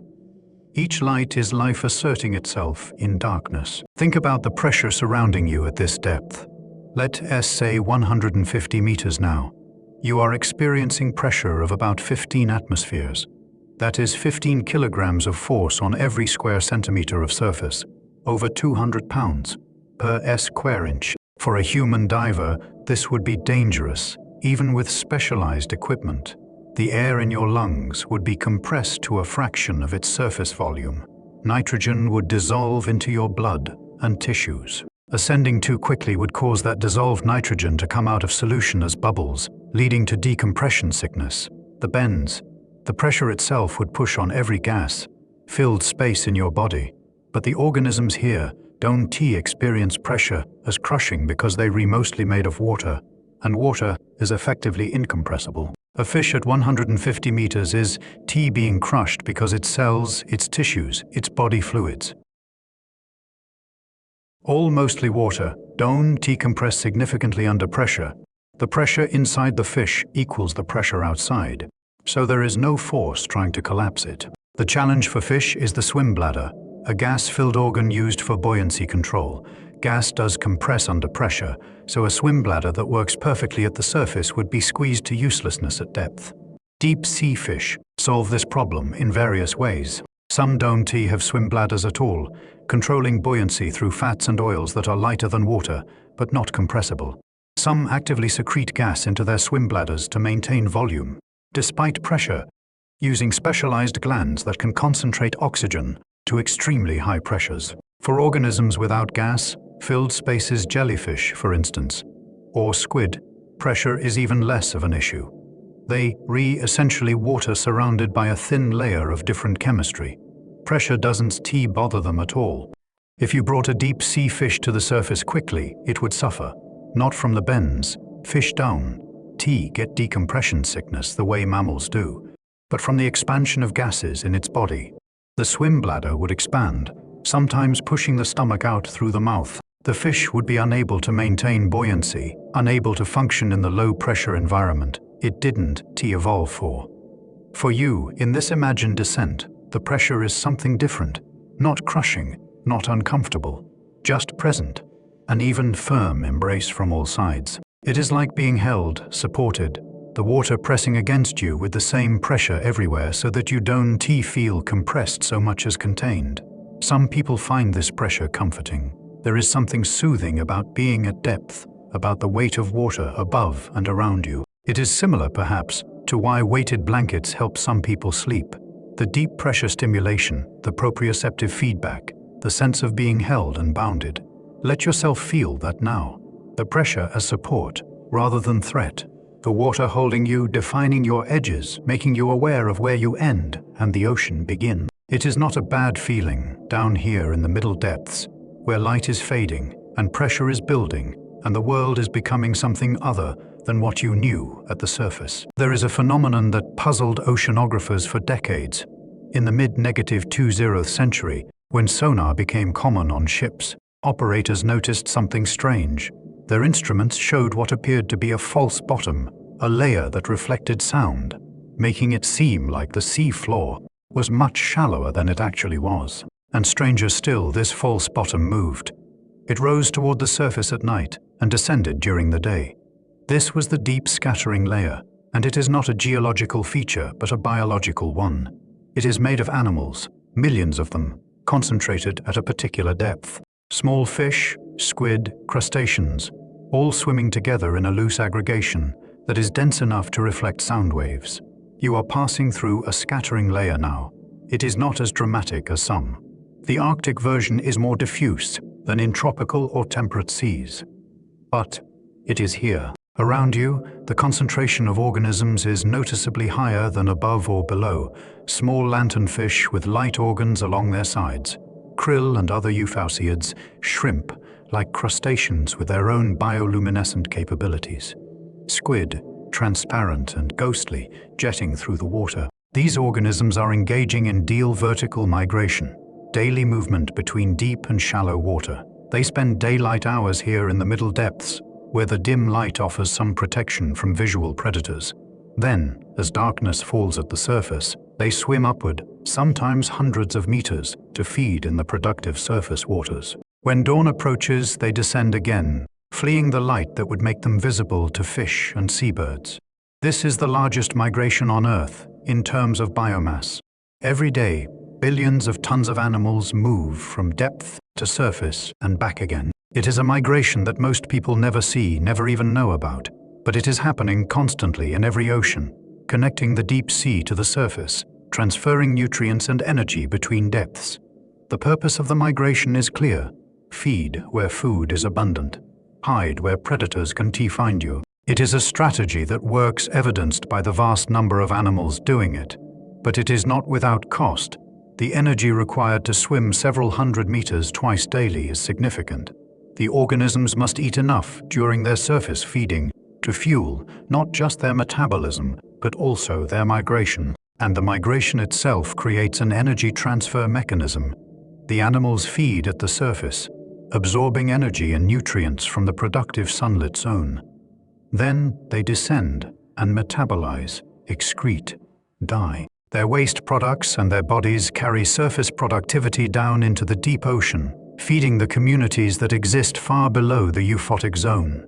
Watch the layer around you, the constant motion, the small lights blinking, the shapes moving through the darkness. This is a community, an ecosystem existing in the twilight, adapted to this particular zone. And it is temporary. In a few hours, these animals will begin their ascent, swimming toward the surface to feed through the night. And you'll be left in quieter water, the scattering layer having moved on without you. As you descended through the water column, you passed through distinct layers, each with its own temperature. These weren't T-smooth gradients, but boundaries, places where temperature changed relatively abruptly over just a few meters of depth. These thermoclines are real physical structures in the ocean, though they are invisible to the eye. You can detect them with instruments, or sometimes even with your body. Passing through a thermocline while diving, you'll feel the temperature drop suddenly, like stepping through a door from a warm room into a cool one. In the Arctic, the layering is more complex than in many oceans. The surface layer is cold, at or near the freezing point, as we discussed. But below that, there is sometimes a layer of warmer water, Atlantic water, that has flowed into the Arctic basin from the south. This water is saltier and should be denser than the surface water, but it is also warmer, which makes it less dense. And the two effects clearly balance. The Atlantic water sits at intermediate depth, perhaps 150 to 500 meters down, forming a distinct layer that can be several degrees warmer than the water above or below it. Below the Atlantic layer, temperature drops again. Deep Arctic water is cold and dense, sitting at the bottom of the ocean basins, changing very slowly. This water might be decades or centuries old, having last been at the surface in some distant time and place. These layers don't mix easily. The differences in temperature and salinity create density boundaries that resist vertical movement. Water wants to stay in its layer with water of the same density. Mixing happens, certainly, through storms, through tides, through turbulence, but it is slow, limited.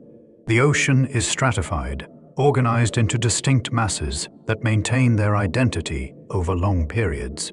For organisms, these layers represent different habitats. Some species are adapted to the cold surface layer, others to the warmer Atlantic layer, still others to the deep cold water. Temperature affects metabolism, food availability, predator-prey relationships. A fish adapted to one layer might not be able to survive in another, even though they re-separated by only a few tens of meters vertically. You can think of the ocean as a layer cake, each layer with its own flavor, its own characteristics. Except the layers aren't static. They move, shift, change thickness with seasons and currents.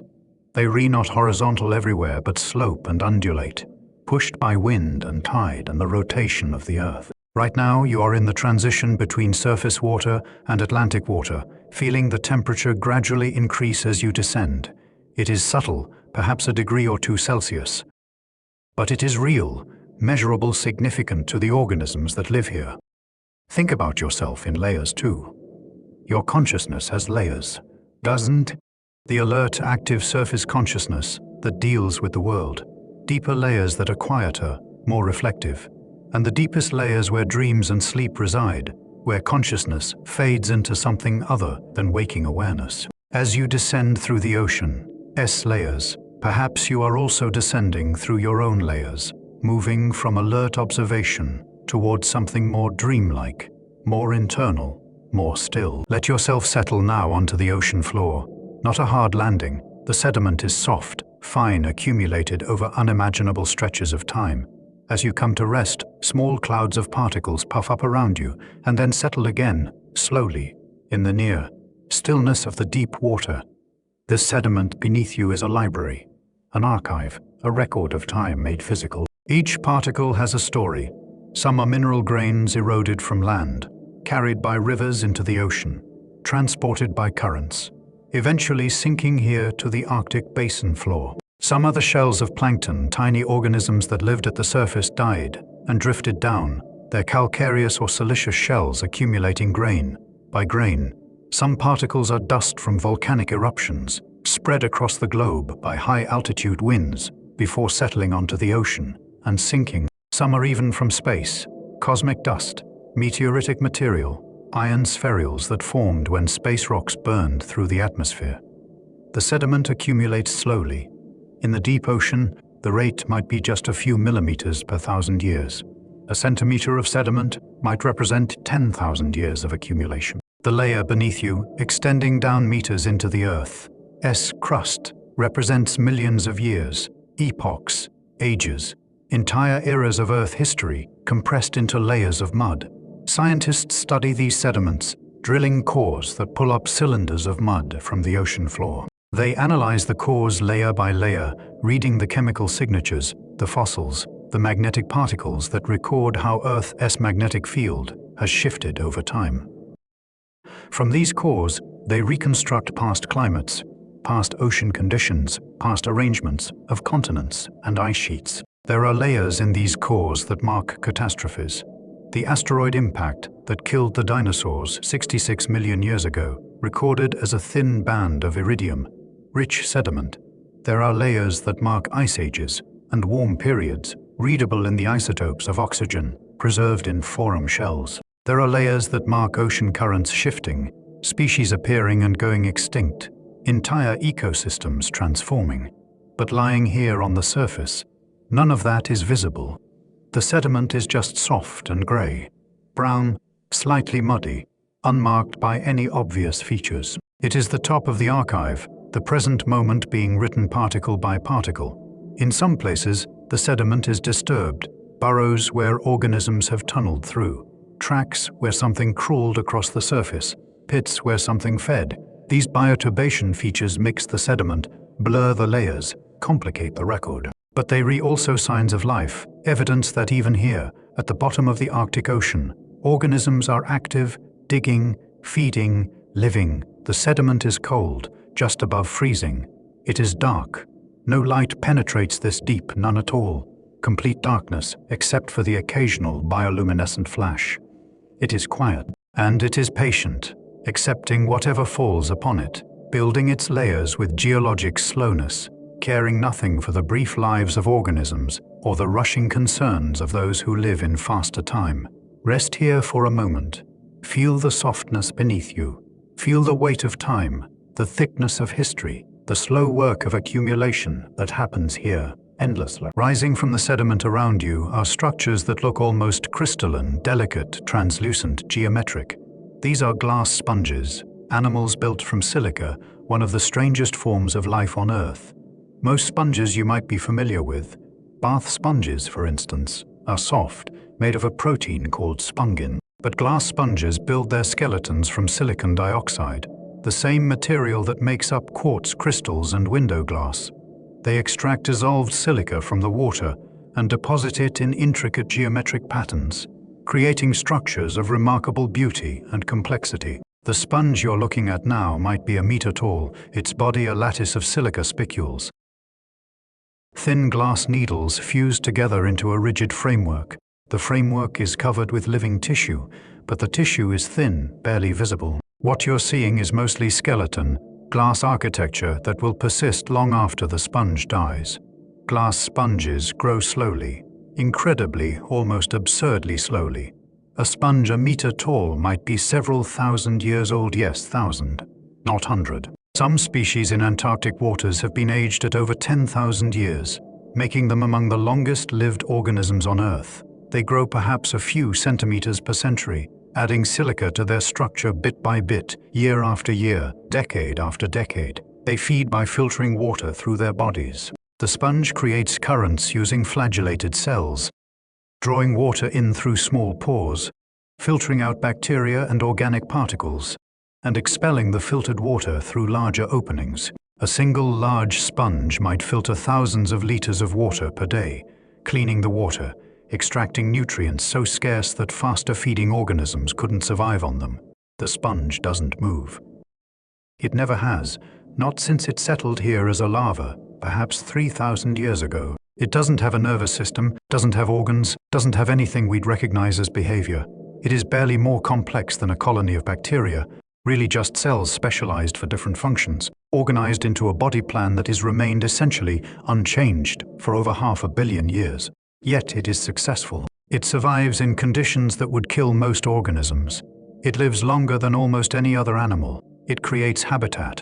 The interstices of its skeleton provide shelter for small crustaceans, worms, other tiny organisms that live their entire lives within the sponge's structure. And it is beautiful, in its alien way. The light from your imagined dive light, if you had one, which you don't, but imagine it anyway, would catch the silica spicules and make them glow, the glass refracting and reflecting light like a chandelier made of bone. Touch it gently, carefully, though touching is really just imaginary here, and you'd feel the rigidity, the sharpness of the spicules. Glass sponges can cut like glass, their spicules sharp enough to draw blood if you're not careful. They're made of mineral, but they're alive, or at least the thin film of tissue covering them is alive, has been alive for millennia, will continue to be alive for millennia to come if nothing disturbs it. This is patience embodied. This is life at the slowest possible pace. Scattered across the sediment are other stationary organisms, each one a small garden, a fixed point in the slowly moving currents. These are the tube worms, the sea pens, the soft corals, animals that have given up mobility for the advantage of staying put in a good location. The tube worms have built themselves homes, tubes made of secreted materials, muddy or papery or chitinous depending on the species. The worm lives inside the tube, extending a crown of tentacles out into the water to catch passing particles. When threatened, the worm retracts instantly, pulling into its tube faster than your eye can follow, then slowly, cautiously extending again when the danger has passed. These feeding tentacles are beautiful if you look closely. Feathery, often colored in reds or oranges or whites, arranged in spirals or fans. They're covered with cilia, tiny hair-like structures that create currents and move particles toward the mouth. The worm is essentially farming the water, harvesting whatever the ocean brings. Sea pens look like old-fashioned quill pens stuck into the mud. They're colonial animals related to corals and anemones with a central axis and numerous polyps extending from it. Each polyp can capture food independently, but they share a common digestive system, pooling their resources for the benefit of the whole colony. The sea pens glow when disturbed, bioluminescent waves running up and down the colony, possibly to startle predators or attract the predators of whatever's disturbing them. In the darkness of the deep sea floor, a touched sea pen creates a cascade of blue-green light, beautiful and eerie, the light of life expressing itself through chemistry. Soft corals attach to any hard surface they can find: rocks, shells, old sponge, skeletons. Unlike reef-building corals, they don't create calcium carbonate skeletons. Instead, they're fleshy, flexible, waving gently in the current. They're made of individual polyps, each one with a mouth surrounded by 8 tentacles, all working together as a colony. These stationary animals represent a different strategy for survival. Instead of moving to find food, they let the food come to them. Instead of fleeing predators, they protect themselves with tubes, chemicals, stinging cells. Instead of searching for mates, they release eggs and sperm into the water and hope that currents will bring them together. It is a strategy that requires patience. The patience to wait in one spot sometimes for years before conditions are right for reproduction. The patience to accept whatever food the current brings. The patience to grow slowly in an environment where energy is scarce. But it is a strategy that works. These organisms have existed in more or less this form for hundreds of millions of years. They were here before fish evolved, before most of the mobile organisms we think of as typical marine life. They'll probably be here long after many of those mobile species have gone extinct. Their gardens planted in mud, tended by currents, blooming in darkness. Small explosions of complexity in an otherwise simple landscape of sediment. Not everything on the seafloor is stationary. Movement catches your attention, slow movement, deliberate. A large shape crossing the sediment on jointed legs.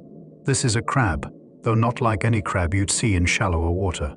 This is a deep-sea species, adapted to life in cold, dark, high-pressure environments. Its legs are long, disproportionately long, giving it a spidery appearance.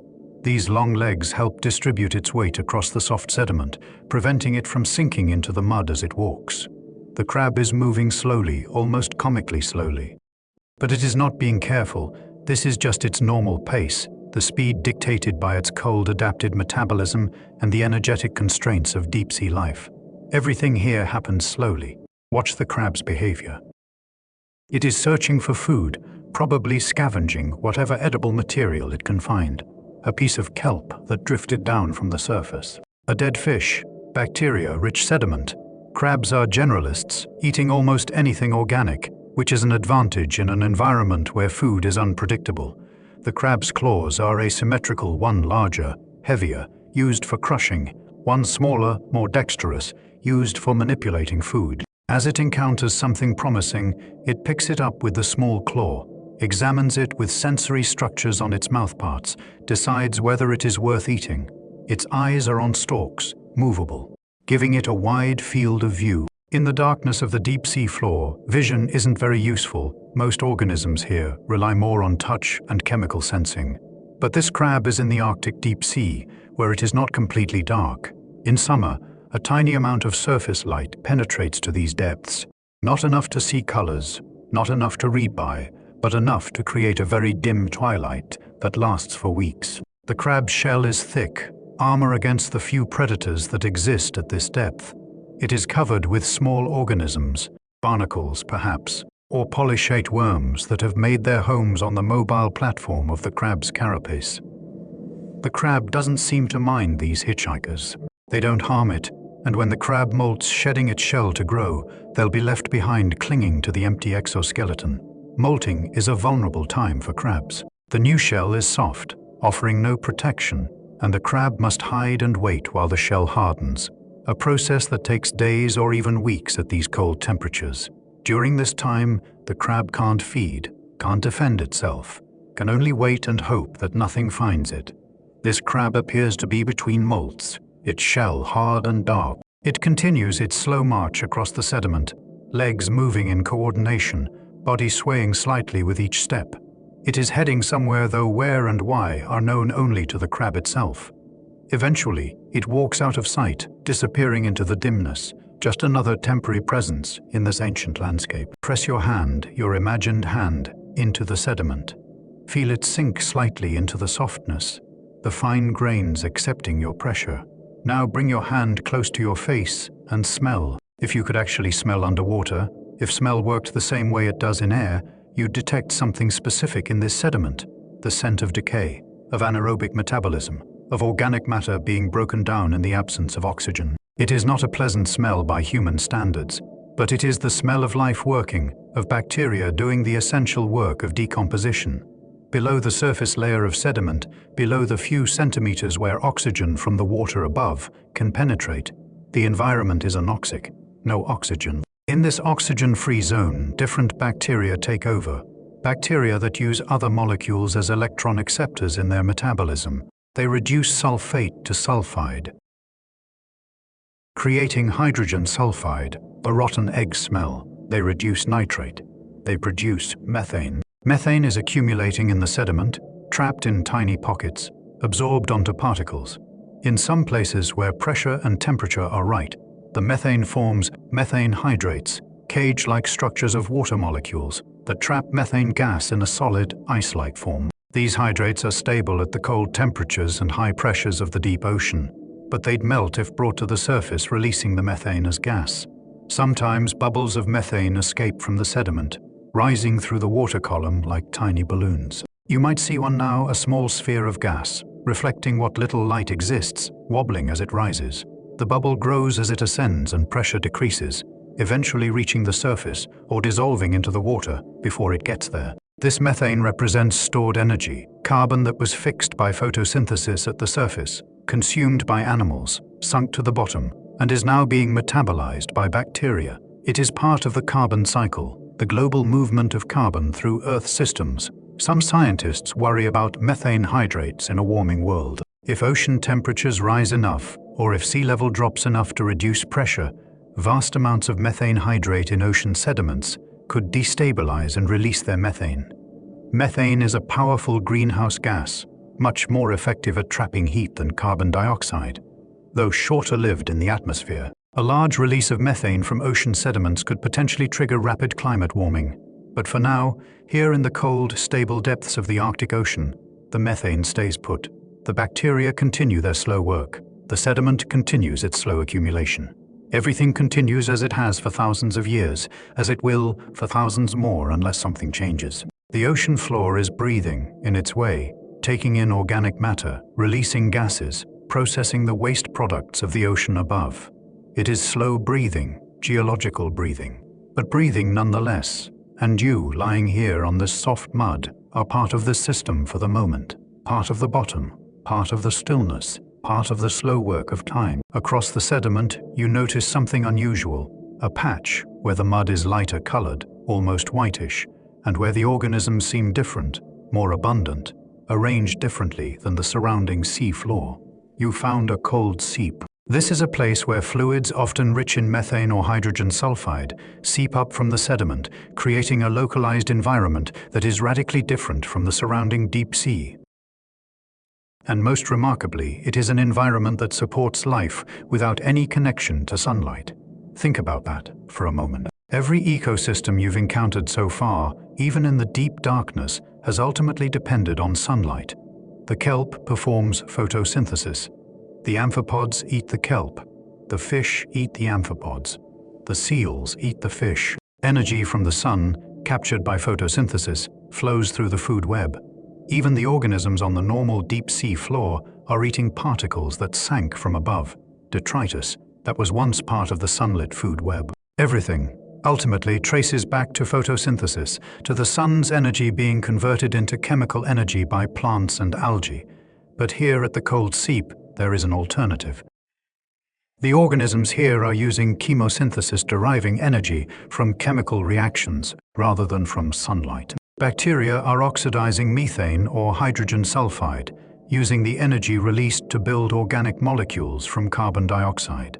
It is synthesis of life, not from light but from chemistry, from the earth itself rather than from the sun. This discovery that life could exist independent of sunlight was revolutionary in biology. It expanded our understanding of what is possible, where life can exist, how ecosystems can be structured. If life can thrive at cold seeps using chemosynthesis, then perhaps life could exist on other planets or moons where sunlight never reaches the surface. Perhaps life could exist deep in the Earth's crust, in caves, in places we'd never imagined. The organisms at this cold seep are specifically adapted to this environment. They're not generalists that happen to live here. They're specialists that can't survive anywhere else. They've evolved partnerships with chemosynthetic bacteria, ways to tolerate the toxic chemicals, strategies for life in this unique microhabitat. Looking at this seep, you're seeing an alternative path life has taken. a different solution to the problem of existence. Not better or worse than photosynthesis, just different, equally valid, equally successful in its particular context. The fluids seeping from the sediment are cold, hence cold seep, to distinguish these from hydrothermal vents where hot fluids emerge. But chemical energy doesn't depend on temperature. The reactions that power life here work just as well in cold water as they would in warm. This patch of white sediment and unusual organisms is small, maybe 10 or 20 meters across. But it is a complete ecosystem, a bubble of life powered by Earth's geology rather than the sun's radiation. It is a reminder that life is creative, adaptive, capable of finding energy wherever energy exists. And it is a reminder that even when you think you understand how an ecosystem works, nature can surprise you. The white color of the sediment comes from bacteria, vast numbers of them forming visible mats on the surface. These aren't the scattered individual bacteria that exist everywhere in the ocean. These are dense communities, bacteria packed so tightly together that their collective biomass creates structures you can see with the naked eye. The bacteria are sulfur-oxidizing species primarily, taking hydrogen sulfide, which is toxic to most life, and oxidizing it, using the energy released to power their metabolism. Hydrogen sulfide plus oxygen yields sulfur and water, and energy, not as much energy as burning gasoline, not as much as photosynthesis gets from sunlight, but enough to build cells, to grow, to reproduce, to thrive. The mats are white or pale yellow from accumulated sulfur. Some of the sulfur is used by the bacteria, but some is deposited outside the cells, creating granules and films that give the mat its distinctive coloring. If you could touch the mat carefully, gently, it would feel slightly slimy, almost slippery, the texture of concentrated bacterial biomass. These bacteria are the foundation species of the seep ecosystem, playing the same role that phytoplankton play in sunlit waters or trees play in forests. They're primary producers, creating organic matter from inorganic materials, making energy available to the rest of the community.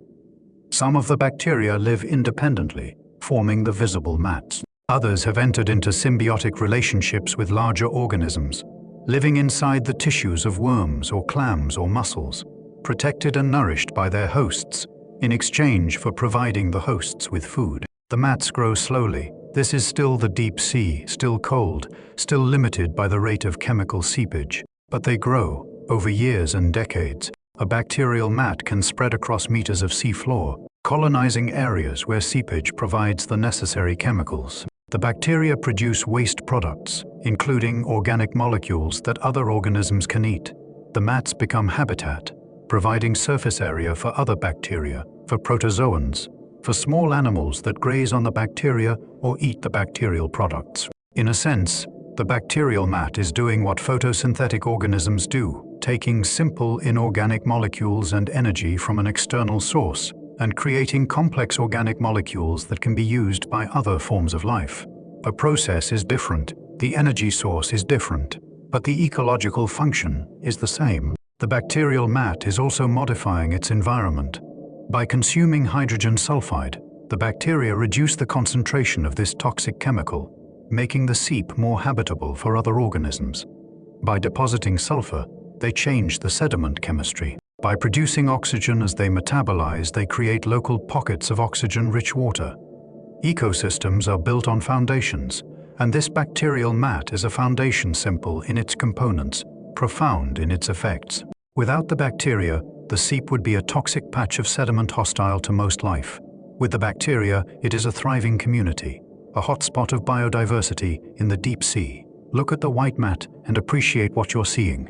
Life converting poison into food, making the impossible possible. Rising from the bacterial mats are larger organisms, bivalves, mollusks with two shells hinged together. But these aren't typical clams or mussels. These are species specifically adapted to cold seep environments. And they're some of the strangest mollusks on Earth. They're large, for one thing. Some species can grow to 20 or 30 centimeters across, much larger than most deep-sea bivalves. And they're dense, packed closely together in clumps and beds, their shells touching, creating structures that look almost like reefs. But the strangest thing about these clams and mussels is that they barely eat. They have mouths, yes, and digestive systems, but these organs are reduced, barely functional in many species. Instead, these mollusks get most of their nutrition from bacteria living inside their tissues. The relationship works like this. The mollusk's gills are enlarged and modified, containing specialized cells called bacteriocytes, cells that host chemosynthetic bacteria. The mollusk provides the bacteria with hydrogen sulfide from the seeping fluids and oxygen from the water. The bacteria use these chemicals to generate energy and produce organic molecules.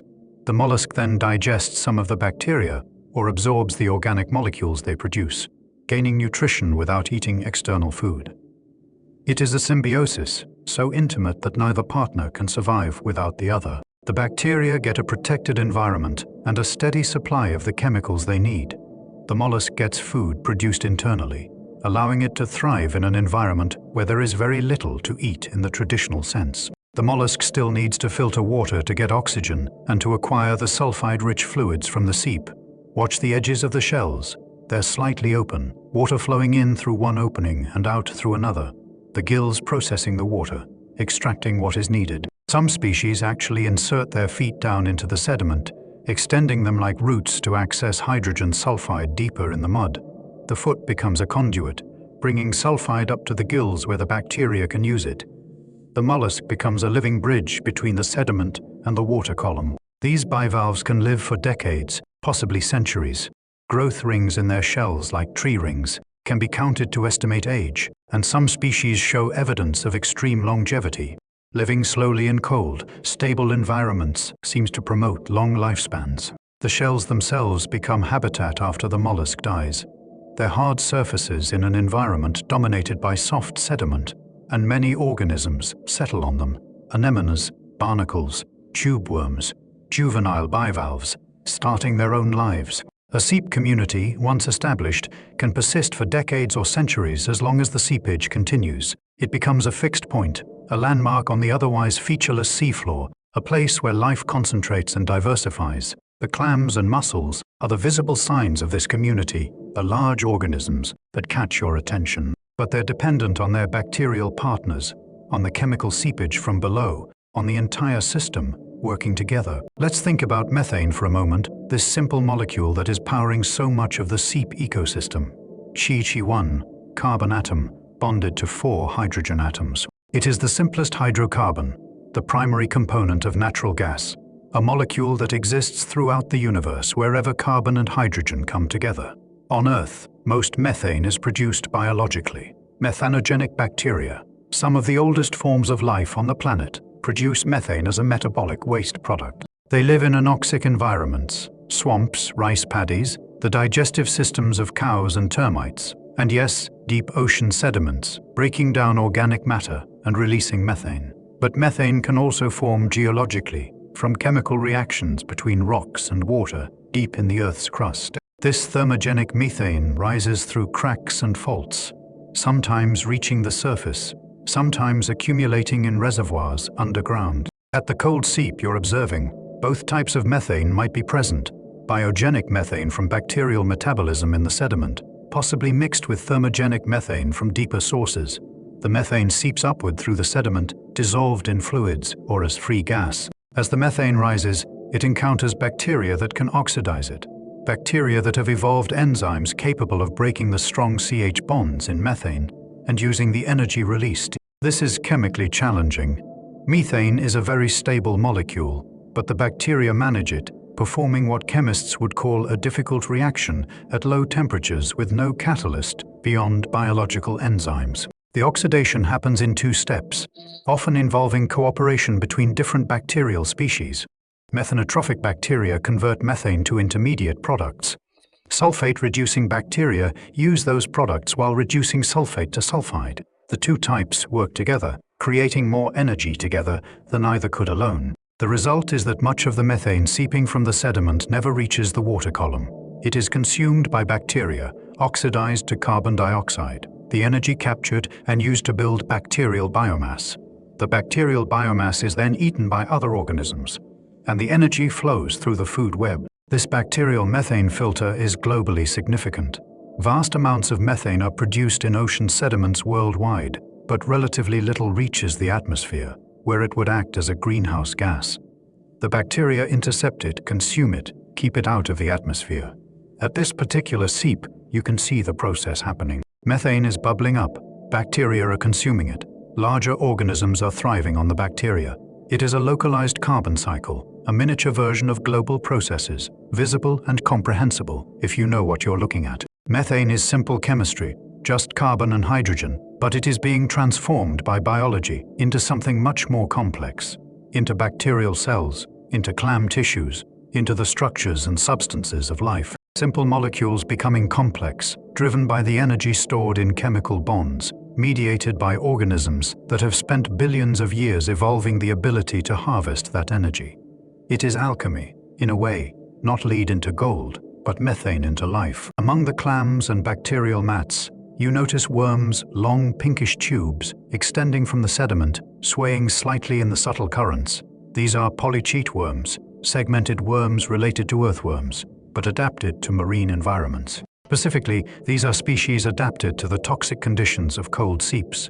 The tubes are the worm's homes, secreted from glands in the worm's body and built up layer by layer. The worm lives inside, protected from predators, with just its anterior end, the end with the feeding structures extending from the tube opening. Watch that anterior end closely. It might have feathery gills or tentacle-like structures, or a simple opening depending on the species. These structures are bright red, even in the dim light, from high concentrations of hemoglobin in the blood. The worms are bringing oxygen from the water down to body tissues that are living in sulfide-rich, oxygen-poor microhabitats. But here is the remarkable thing. The same hemoglobin that carries oxygen also carries sulfide. This is chemically unusual. In most organisms, sulfide binds to hemoglobin and inactivates it, which is part of why sulfide is toxic. But these worms have evolved modified hemoglobin that can carry both oxygen and sulfide simultaneously, transporting both to symbiotic bacteria in their tissues. Yes, these worms also have bacterial symbionts. Like the clams and mussels, they're hosting chemosynthetic bacteria that provide them with nutrition. The worms don't have functional mouths or digestive systems as adults. They live entirely on the organic molecules produced by their bacterial partners. The worms absorb sulfide from the water or from the sediment, absorb oxygen from the water, transport both to specialized tissue called a trophosome, where the bacteria live, and the bacteria do the rest. The worms don't have to hunt, don't have to compete for food, don't have to move from their tubes. They just maintain the partnership and let the bacteria feed them. This strategy allows the worms to thrive in conditions that would kill most animals. Sulfide concentrations that would be lethal to fish or crabs are perfect for these worms and their bacteria. The poison becomes the foundation of the partnership. Different species of tube worms have different tolerances, different optima for sulfide concentration. Some prefer high sulfide areas right at the seepage points. Others colonize the periphery where sulfide concentrations are lower. The result is zonation different species in concentric rings around the seepage source, each in its preferred microhabitat. The worms can live for decades in their tubes, growing slowly, accumulating length segment by segment. The tubes extend upward from the sediment, creating vertical structure in an otherwise flat landscape. Small organisms shelter among the tubes, amphipods, copods, tiny crabs and shrimp living in the gaps and crevices. The tube worm aggregation becomes a neighborhood, a community within the larger seep community. And all of it, all of these organisms, all of this complexity is built on chemistry, on the transformation of toxic molecules into energy, on the partnership between animals and bacteria that makes life possible in impossible places. Suspend yourself in the water column now, away from the bottom, floating freely in the middle of this cold darkness. Let's think not about the organisms for a moment, but about the medium they are all living in. The water itself. Water is so familiar that we forget how strange it is. HAO2 hydrogen atoms. One oxygen atom, bonded together in a bent molecule. That simple formula creates a substance with properties unlike almost anything else in nature. The bend is important. If the molecule were linear, if the hydrogen atoms were on opposite sides of the oxygen, water would be completely different. But the bend creates polarity. The oxygen side of the molecule is slightly negative, the hydrogen side slightly positive. This makes water a polar molecule, And polarity creates all sorts of interesting chemistry.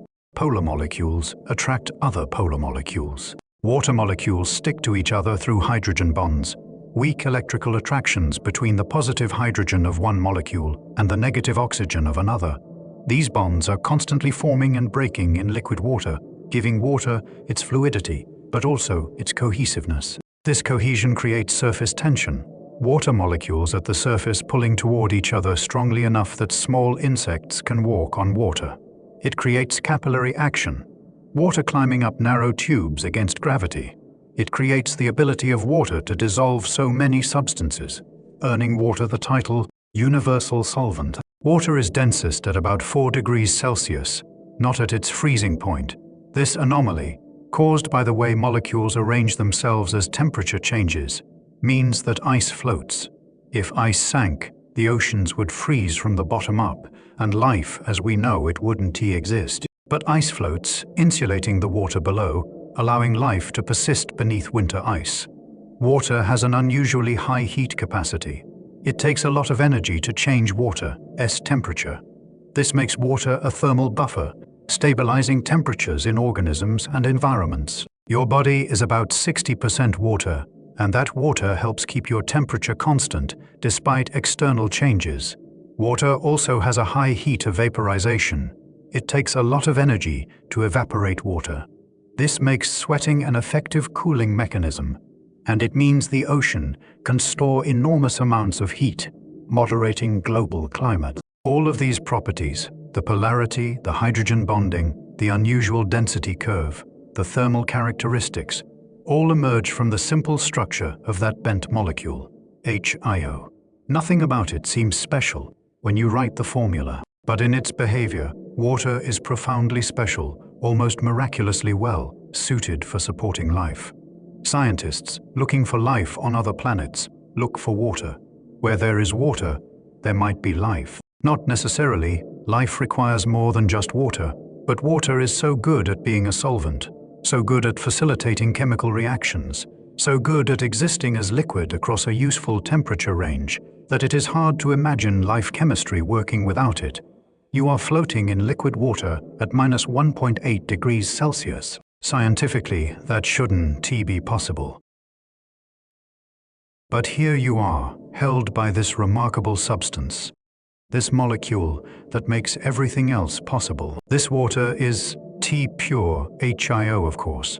It is seawater, a complex solution containing dissolved salts, minerals, gases, organic compounds. The salinity here is about 35 parts per thousand, meaning if you evaporated a kilogram of this water, you'd have about 35 grams of dissolved solids left behind.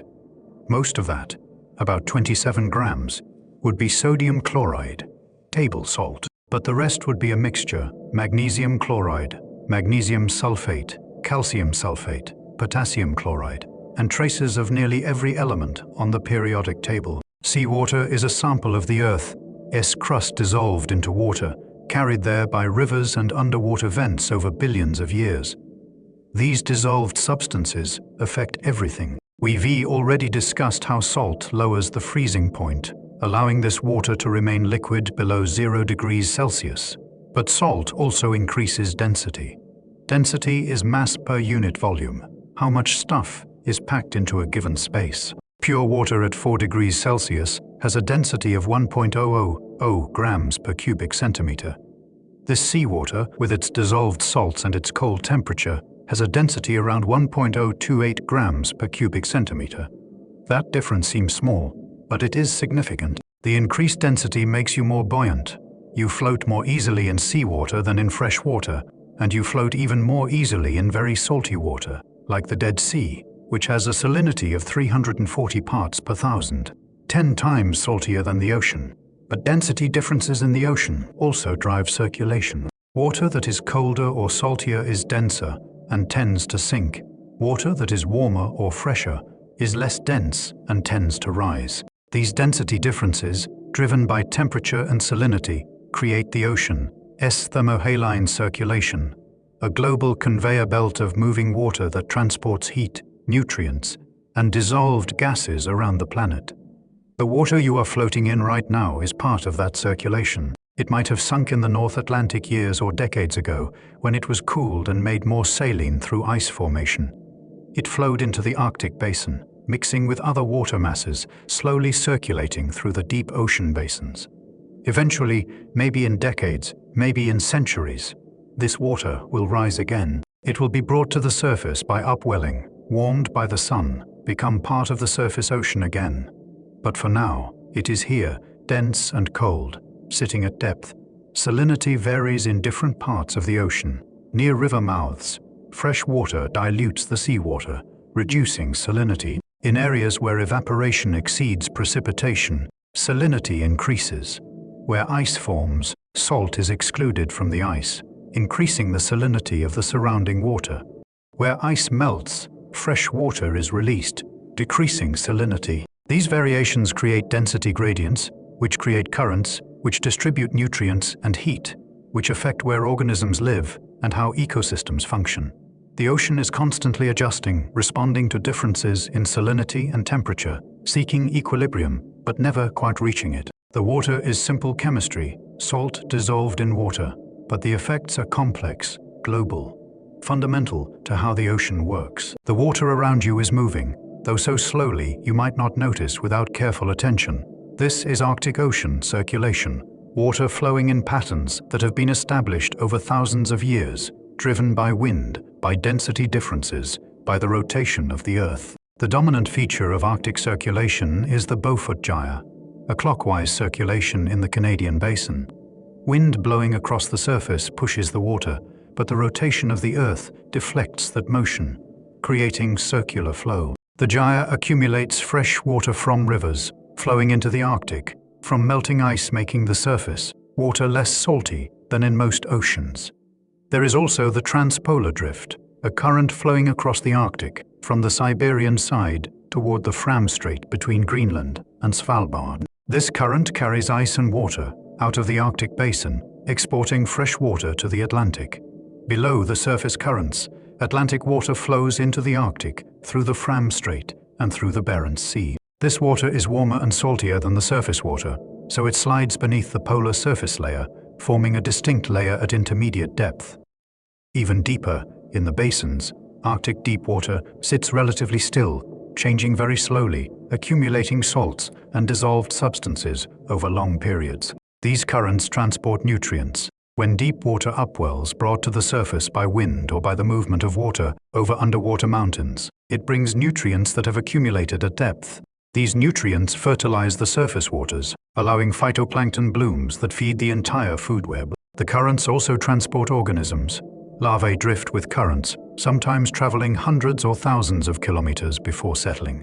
Adult fish follow currents to feeding areas. Marine mammals navigate using current patterns, finding food concentrations where currents converge or upwell. The circulation is changing as the Arctic warms. Less ice means different wind patterns, which means different surface currents. More melting means more fresh water, which affects density and stratification. Atlantic water is penetrating deeper into the Arctic basin, bringing warmth to areas that were previously colder. These changes have consequences. Different currents mean nutrients are distributed differently. Different stratification means different mixing between surface and deep water. Different ice conditions mean different habitats for ice-dependent species. Scientists monitor Arctic currents using instruments moored to the sea floor, satellites tracking surface conditions, and computer models that simulate ocean circulation. They're trying to understand how the system works and how it is changing to predict what the future Arctic might look like. But the currents don't care about being studied. They flow according to physics, wind stress, pressure gradients, the Coriolis force, density differences. They flowed for as long as there has been an Arctic Ocean, and they'll continue flowing regardless of whether humans understand them. Right now, the current around you is probably moving at just a few centimeters per second. You could probably swim faster, but over time, that slow movement adds up. Over weeks and months, water travels thousands of kilometers, connecting different regions of the Arctic, mixing different water masses, creating the three-dimensional structure of the ocean. Close your eyes, or imagine closing them since you're already imagining all of this anyway. Focus on your sense of hearing. What do you hear? In air, Sound travels at about 340 meters per second. In water, especially cold, dense seawater, sound travels much faster, about 1,500 meters per second. This difference changes everything about how sound works underwater. Sounds that would fade quickly in air can travel for kilometers in water. Whale songs can be detected hundreds of kilometers from the whale that produced them. Submarines use sonar precisely because sound propagates so well underwater, bouncing off objects and returning as echoes that reveal the shape of the seafloor or the presence of other vessels. The speed of sound in water varies with temperature, salinity, and pressure. In the ocean, these factors create a sound channel A layer where sound travels especially well, refracted back toward the channel by the water above and below. This sulfur channel, sound fixing and ranging, can carry sounds across entire ocean basins. What sounds might you hear down here? The distant click of a whale echolocating perhaps, the sound traveling clearly through the cold water, the creak and groan of ice above transmitted through the water with surprising clarity, the scraping of sediment moved by bottom currents.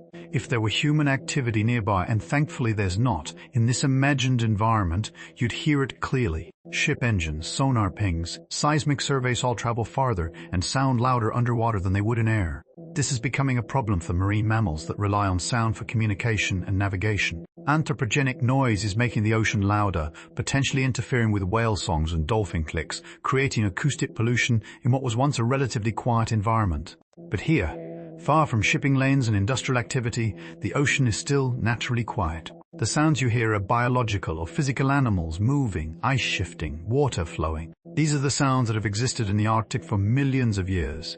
The acoustic landscape that Arctic species evolved with. Sound is important to many marine animals. Fish produce sounds by vibrating their swim bladders or by grinding their teeth together, communicating with potential mates or warning off rivals. Shrimp create loud snapping sounds that can stun small prey. Whales and dolphins use sound extensively, creating some of the most complex acoustic signals in the animal kingdom. Some fish can detect the direction of a sound source, following sounds to food, or fleeing sounds that indicate predators.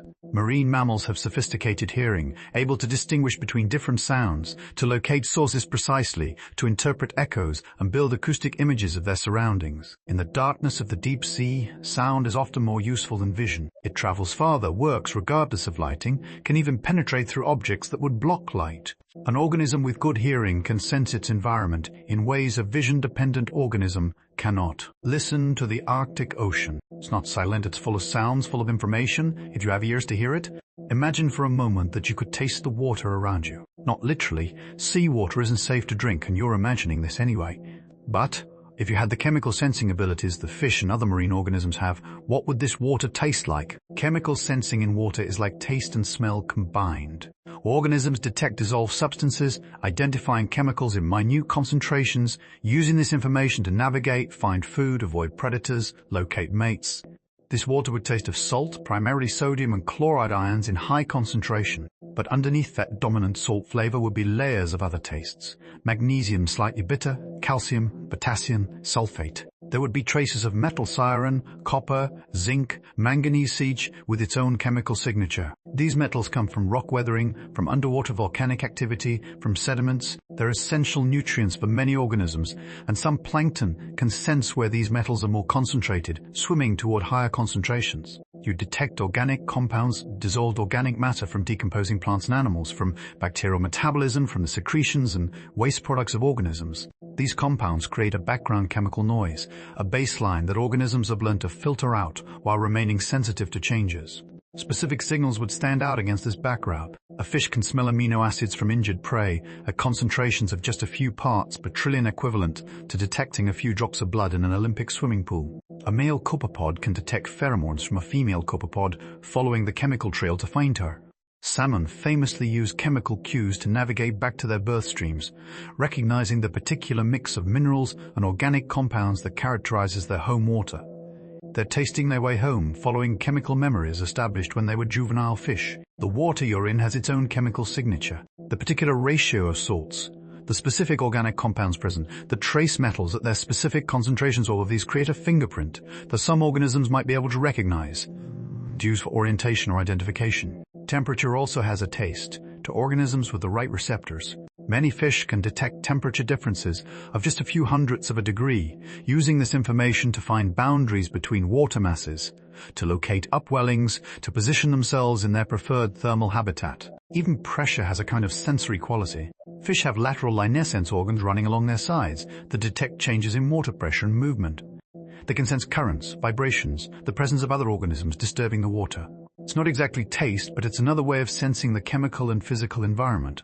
If you had all these senses, chemical, thermal, mechanical, the Arctic Ocean would be a rich sensory environment full of information, full of signals and cues. What seems to human senses like empty cold water would reveal itself as complex, textured, varied. The water itself becomes a medium of communication, a carrier of information, a landscape that can be read by organisms with the right sensory equipment. Rise up now through the water column, slowly ascending back toward the ice ceiling you left behind what seems like hours ago. As you approach the underside of the ice, position yourself right at the boundary between solid and liquid, between frozen and flowing. This interface, this meeting place of ice and water is not static. It's dynamic, active, a place where molecules are constantly changing state.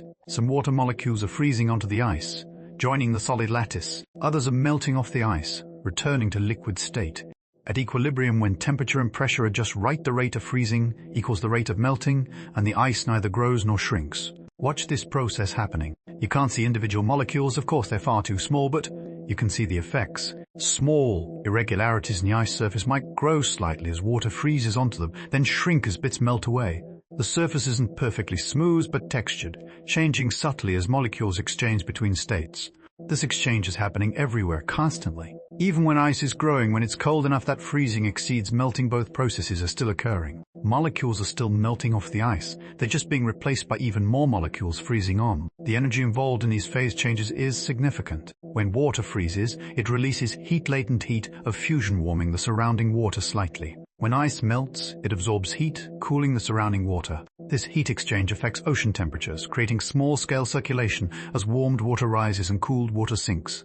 In spring, when ice begins its seasonal melt, the heat absorbed by melting ice helps stabilize water temperature, preventing it from warming too quickly. The ice acts as a thermal buffer, moderating temperature swings. The interface is also a chemical boundary. As ice forms, it excludes most dissolved substances, concentrating them in the liquid water. But not all substances are excluded equally. Some compounds can become trapped in the ice crystal lattice. Some bacteria and algae get frozen into the ice as it forms, going dormant until the ice melts and releases them. Salt, mostly excluded from ice, concentrates in thin films and channels at the ice-water boundary. This salty water is denser and sinks, creating small-scale convection. In winter, when ice is growing rapidly, this process creates cold, salty plumes that sink from the ice bottom, visible on sensitive instruments as columns of dense water descending into the ocean. The interface is also a habitat. We mentioned ice algae that live here, but there are other organisms, too, bacteria that specialize in this transitional zone, small crustaceans that graze on the algae, larval fish that shelter under the ice. This boundary between frozen and liquid is a gradient, a transition zone rather than a sharp line. It's a place of exchange heat, molecules, organisms, energy all moving between ice and ocean, connecting two realms that seem separate, but are fundamentally joined. Look more closely at the ice itself. If you could see inside it, if the ice was somehow transparent to your magnified vision, you'd see that it's not uniformly solid. It's riddled with channels, pockets, veins of liquid running through the solid matrix. These are brine channels, formed as sea ice freezes. Remember that ice crystals exclude salt as they form. That salt has to go somewhere. Initially, it concentrates in the liquid water between forming ice crystals. As more ice forms and salt continues to concentrate, the brine becomes extremely salty too, 3, even 4 times saltier than seawater. This concentrated brine is denser than normal seawater and wants to sink. Some drains out of the ice immediately, creating those salty plumes we mentioned. But some gets trapped, forming channels and pockets within the ice structure. These brine channels are typically very small, often less than a millimeter in diameter, but they can extend through meters of ice, creating a 3-dimensional network of liquid pathways. The temperature in these channels is below the freezing point of normal seawater. Remember, concentrated brine freezes at lower temperatures than dilute seawater. The brine in the channels can be 5, 10, even 15 degrees Celsius while remaining liquid, a remarkable demonstration of how salt depresses freezing point. And life exists in these channels. Bacteria, ice algae, even some small animals live their entire lives within the ice, in these tiny liquid veins. They're protected from many predators, sheltered from strong currents. But they're also living in extremely salty, extremely cold conditions with limited space and limited nutrients. The channels change with season and temperature. When air temperature drops, the brine in the channels can freeze, temporarily sealing parts of the network. When temperature rises, the channels widen as ice melts into them. The network is dynamic, constantly adjusting to changing conditions. Scientists study brine channels by taking ice cores and examining them in cold labs. They can map the three-dimensional structure of the channel network, sample the organisms living in them, analyze the chemistry of the brine. This research reveals a hidden ecosystem, an ice-based habitat that's unlike anything on land. The channels also affect ice properties. Ice riddled with brine channels is weaker than pure ice, more prone to breaking. The channels scatter light, making the ice appear brighter. They affect thermal conductivity. Heat moves differently through ice with channels than through solid ice. In climate models, scientists have to account for brine channels to accurately predict how sea ice will behave.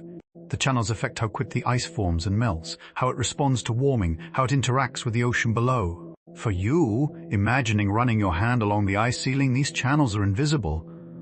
They're too small to see individually, but collectively they make the ice what it is, not a simple frozen mass, but a complex, living, dynamic structure that bridges the gap between solid and liquid, between frozen surface and flowing ocean. We've mentioned ice algae several times, but let's focus on them more directly now. In spring, when light begins to return after the long Arctic winter, something remarkable happens in and on the icy, an explosion of growth, a bloom that turns the underside of the ice brown-green and kick-starts the entire Arctic food web. The algae, mostly diatoms, single-celled organisms with intricate blast shell shave, survive the winter in dormant or semi-dormant state. They've been there all along, frozen into the ice or clinging to its underside, metabolizing slowly or not at all, waiting. When light returns, they wake. Their chloroplasts activate, begin capturing photons, start producing sugars through photosynthesis. The algae grow, divide, multiply. One cell becomes 2, becomes 4, becomes 8. Exponential growth, limited only by available nutrients and light. The bloom progresses over weeks. First, just a slight discoloration of the ice, then more obvious browning. Eventually, in areas with good conditions, the ice algae community becomes so dense that it's clearly visible thick mats coating the ice's underside, making sections of ice appear dark when viewed from below. This bloom happens earlier than the phytoplankton bloom in the open water. The ice algae get a head start because they're positioned right at the ice-water interface where light first penetrates. They don't have to wait for the water to warm or for stratification to develop. They just need light, nutrients from the water below, and ice to grow on. The timing is crucial for the food web. Herbivorous copepods, amphipods, krill depend on this early productivity. For species that reproduce in spring, the ice algae bloom provides food for larvae and juveniles during their most vulnerable period. Arctic cod, for example, time their reproduction so that larvae hatch just as the ice algae bloom, providing abundant food that increases larval survival. The bloom is also a pulse of productivity that influences the entire year's ecosystem. The energy and nutrients captured by ice algae flow through the food web, eventually reaching fish, seabirds, seals, whales. A good ice algae bloom means a productive year for the entire system. But the bloom is vulnerable. It requires ice, obviously, and as Arctic ice declines, ice algae habitat shrinks. Thinner ice might seem beneficial. More light penetrates. But thin ice also melts earlier, cutting short the bloom period. Ice that's covered with snow blocks light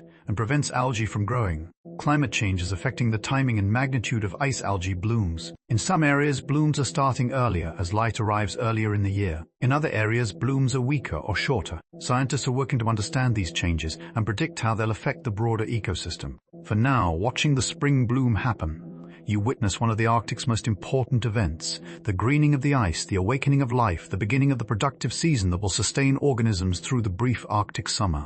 In winter, when the Arctic is at its coldest and new ice is forming on open water leads, something extraordinarily beautiful can occur, the growth of frost flowers. These aren't actually flowers, of course, but ice formations that grow on the surface of very young, thin sea ice. They form when air temperature is much colder than the ice surface, creating a steep temperature gradient. Water vapor from the unfrozen brine still present in the new ice sublimes goes directly from liquid to solid and deposits as delicate, flower-like ice crystals on the surface. Each frost flower is unique, like snowflakes, but they share common features. They are white and feathery, made of thin ice crystals arranged in petals and whorls. They can grow several centimeters tall, creating miniature ice gardens on the young sea ice surface. Frost flowers are extremely salty, even saltier than the brine channels we discussed. As vapor sublimes from the brine, salt is left behind, concentrating on the ice surface and in the frost flower structures. Some frost flowers have salt concentrations 10 times higher than seawater. This high salinity makes frost flowers scientifically interesting. They concentrate chemicals from the ocean, including not just salt but also organic compounds, pollutants, even microorganisms. Scientists study frost flowers to understand chemical cycling in the Arctic, to track pollution, to learn about processes that affect atmospheric chemistry. Frost flowers are also important for atmosphere-ocean exchange. The salt in frost flowers can be picked up by wind and transported through the atmosphere, affecting cloud formation and atmospheric chemistry. Bromine compounds in frost flowers can contribute to ozone depletion events in the Arctic spring. But frost flowers are fragile and temporary. Wind can destroy them, breaking the delicate ice structures and scattering the salt. Snow can bury them. As the ice beneath them thickens and stabilizes, conditions for frost flower formation disappear. They exist for a brief period, hours to days, rarely longer. And then they're gone. You're unlikely to see frost flowers underwater where you are now. They're a surface phenomenon, visible to someone standing on or near the ice, not to someone swimming below. But they're worth imagining, these delicate, temporary structures growing in one of Earth's harshest environments, beauty emerging from extremity. They're a reminder that the Arctic is constantly creating and destroying, building and melting, freezing and flowing. Nothing is permanent here. The ice that seems so solid and unchanging is actually dynamic, forming and melting with the seasons, creating temporary features that exist briefly and then return to the sea. Frost flowers are ephemeral beauteous art created by physics, existing for a moment before being reclaimed by the environment that created them. They're poetry in frozen water, delicate structures that demonstrate how even in extreme cold, even in harsh conditions, nature creates forms of surprising grace. Ice is not silent. It speaks, if you listen. Creaks and groans, cracks and pops, a whole vocabulary of sounds that communicate the ice's relationship with its environment. The most dramatic sounds come from ice under stress. When large ice floes collide, driven by wind or currents, the pressure creates enormous forces. The ice responds by fracturing, creating cracks that could be hundreds of meters long. The fracturing produces sounds, loud booms and cracks that can be heard for kilometers, traveling through the ice and through the water beneath. These pressure events can push ice upward into ridges or downward into keels, creating the rough topography we discussed earlier.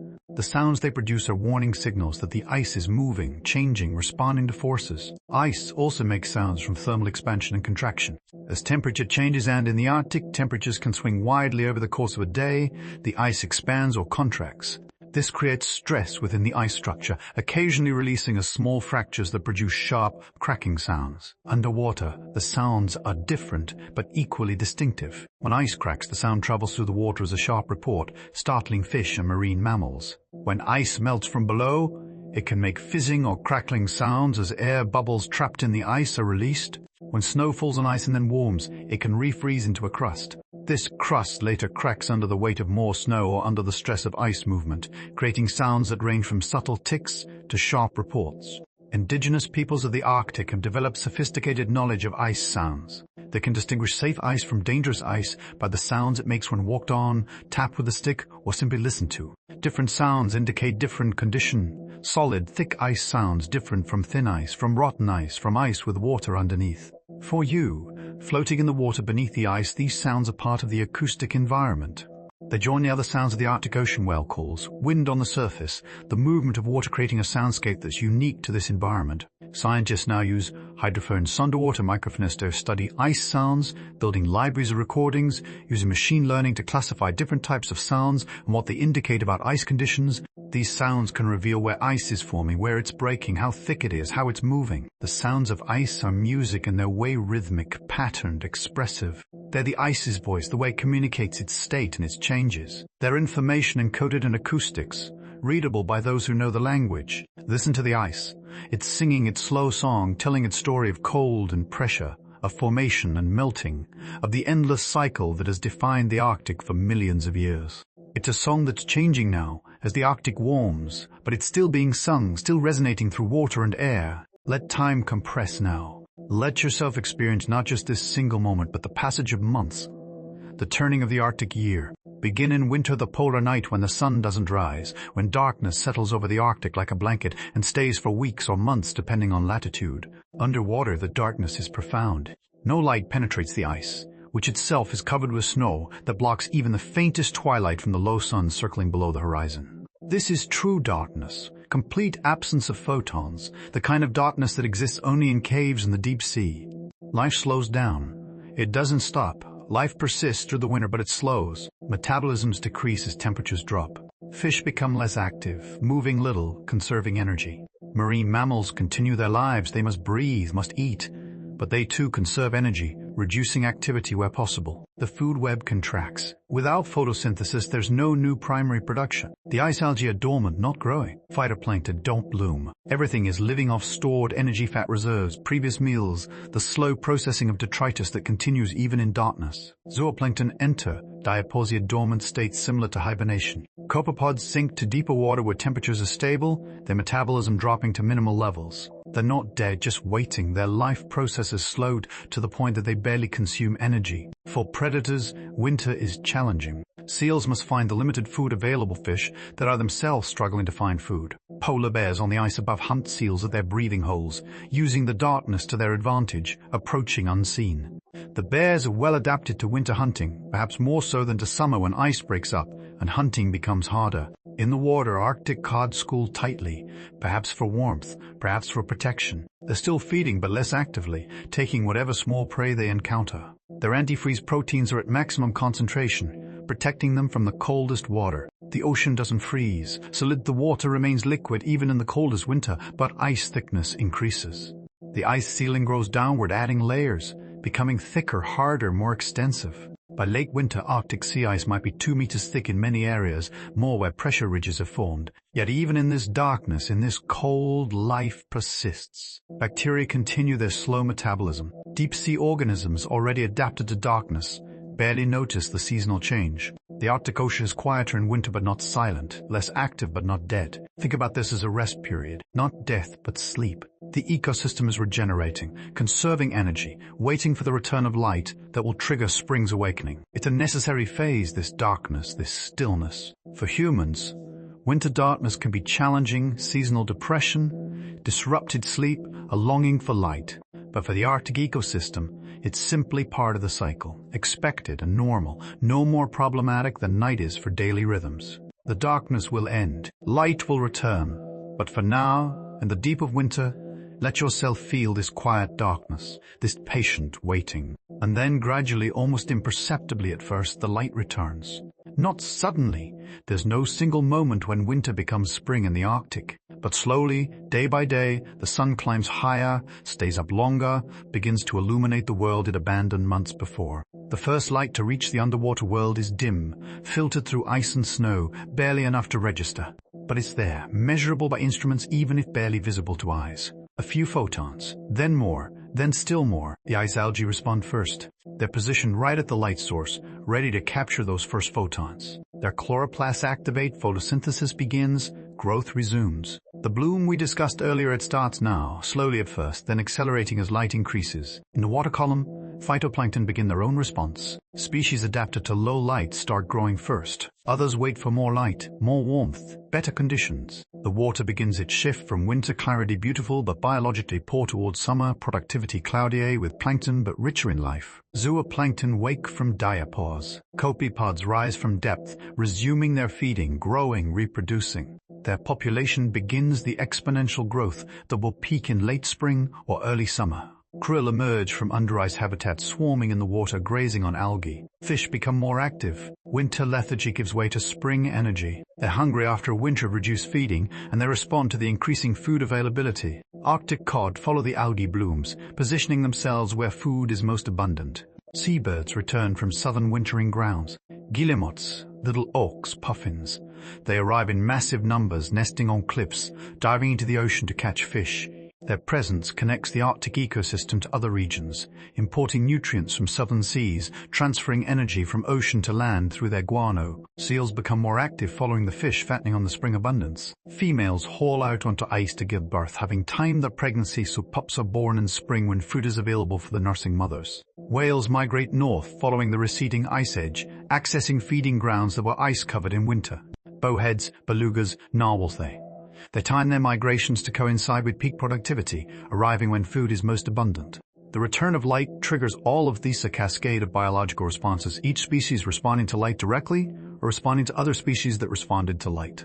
It's synchronization on an ecosystem scale, millions of organisms all tuning their life cycles to the same environmental cue. The transition from winter to spring takes weeks or months, happening gradually over the entire Arctic. But at any given location, the change is noticeable, dramatic even. The underwater world shifts from dark and quiet to light and active, from minimal productivity to explosive growth. This is spring beneath the ice renewal, awakening, the reassertion of life after winter's quieting. It happens every year, reliable as planetary mechanics, driven by the Earth's tilt and its orbit around the sun. Summer in the Arctic underwater world is intense, concentrated, a brief explosion of life and activity compressed into a few short months. The sun doesn't set, it circles the sky, dipping low at midnight but never disappearing below the horizon. Photons rain down continuously, powering photosynthesis 24 hours a day. The production of organic matter, the conversion of light and nutrients into living tissue, reaches its annual peak. Phytoplankton blooms turn the water greenish, cloudy with microscopic life. The water looks less clear than in winter, but is vastly more productive. Every liter contains millions of phytoplankton cells, each one capturing light, growing, dividing. Zooplankton populations explode. Copepods, krill, amphipods, they're everywhere, grazing on the phytoplankton, converting plant matter into animal tissue, making energy available to higher levels of the food web. Their combined biomass is staggering, representing one of the largest concentrations of animal life on Earth. Fish are feeding voraciously, maximizing growth during the brief productive season. Young fish grow especially fast, trying to reach a size that will improve their survival through the next winter. Adult fish fatten, building energy reserves they'll draw on when food becomes scarce again. The kelp forests are at their fullest, the fronds long and productive, photosynthesizing continuously in the constant summer light. The forest is thick with live fish sheltering among the fronds, invertebrates grazing on the kelp and the biofilm covering it, predators hunting through the underwater canopy. Seals are diving frequently, bringing fish to their pups on the ice, fattening themselves for the lean times ahead. They're efficient hunters, using their whiskers to track fish, their swimming abilities to catch them, their sharp teeth to hold them. Whales are lunging through the water, mouths open, straining massive volumes of water through their baleen, trapping zooplankton by the thousands. A single bowhead whale might consume 2 tons of copepods in a day, processing the tiny crustaceans in bulk, extracting the energy that will sustain its massive body. Seabirds are diving constantly, pursuing fish, bringing food back to chicks in cliffside nests. The energy transfer from ocean to land is enormous during summer. Millions of birds, each making dozens of dives per day, each bringing back food that nourishes the next generation. This is the season when the Arctic ecosystem produces most of its annual biomass. Organisms are growing, reproducing, storing energy. The entire system is running at maximum capacity, making the most of the limited time when conditions are favorable. But even at peak summer, the Arctic underwater remains cold. Water temperatures might rise to 2 or 3 degrees Celsius, warm by Arctic standards, but still frigid by temperate standards. The ecosystem is productive, but is still an extreme environment, still demanding specialized adaptations. Summer is brief but crucial. The energy captured now, the growth achieved now, the reproduction completed. Now these will carry the ecosystem through the next winter and into the next summer cycle. The light begins to fail again, not suddenly, but noticeably, days shortening, sun dipping below the horizon for a few hours each night, then longer, the angle of light becoming more oblique, less effective for photosynthesis. This is autumn, though the transition is subtle. There's no dramatic leaf change, no harvest season, just a gradual winding down, a slowing as conditions shift from favorable to challenging. Phytoplankton productivity declines. With less light, photosynthesis slows. The summer bloom begins to crash, cells dying, sinking, some being eaten, but many simply falling through the water column toward the sea floor. This is marine snow, the autumnal rain of dead and dying plankton that feeds the deep-sea ecosystem. Zooplankton begin preparing for winter. Some species complete a final reproductive cycle, laying eggs that will hatch in spring. Others build fat reserves, storing energy for the long winter. Still others begin their descent to deeper water, where they'll spend winter in diapause. Fish are still feeding, but urgently now they're racing against time, trying to consume as much as possible before food becomes scarce. Fat reserves built now could mean the difference between surviving the winter and starving. Marine mammals are also fattening. Seals need thick blubber layers to survive winter, both for energy storage and for insulation. They're feeding intensively, selecting the fattiest fish, maximizing energy intake. Some whales begin migrating south, leaving the Arctic before ice extent increases and cuts off their access to the open ocean. Bowheads are year-round Arctic residents, but other species like fin whales or minke whales that moved into the Arctic for summer feeding depart for temperate or tropical waters where they'll spend winter. Seabirds depart too, millions of them flying south to wintering grounds in the Atlantic or Pacific. The cliffs that were crowded with nesting birds all summer empty out, becoming silent, vacant. Ice begins forming again, first in the coldest, calmest areas, protected bays, coastal waters, then spreading outward, thickening, extending its cover. The ice-water interface becomes a place of growth rather than melting, the ice ceiling descending as new layers freeze onto the bottom. The pace of life is slowing, winding down, organisms shifting from growth and reproduction to survival and conservation. It's a collective preparation, the ecosystem getting ready for winter, each species responding to environmental cues that signal the coming change. There's wisdom in this preparation. Organisms that prepare well survive. Those that don't, that fail to build sufficient reserves, that don't migrate when they should, that don't find proper shelter, may not make it through winter. Autumn is a bridge between summer's abundance and winter's austerity. It's a time of transition, of shifting priorities, of organisms making final preparations for the challenges ahead.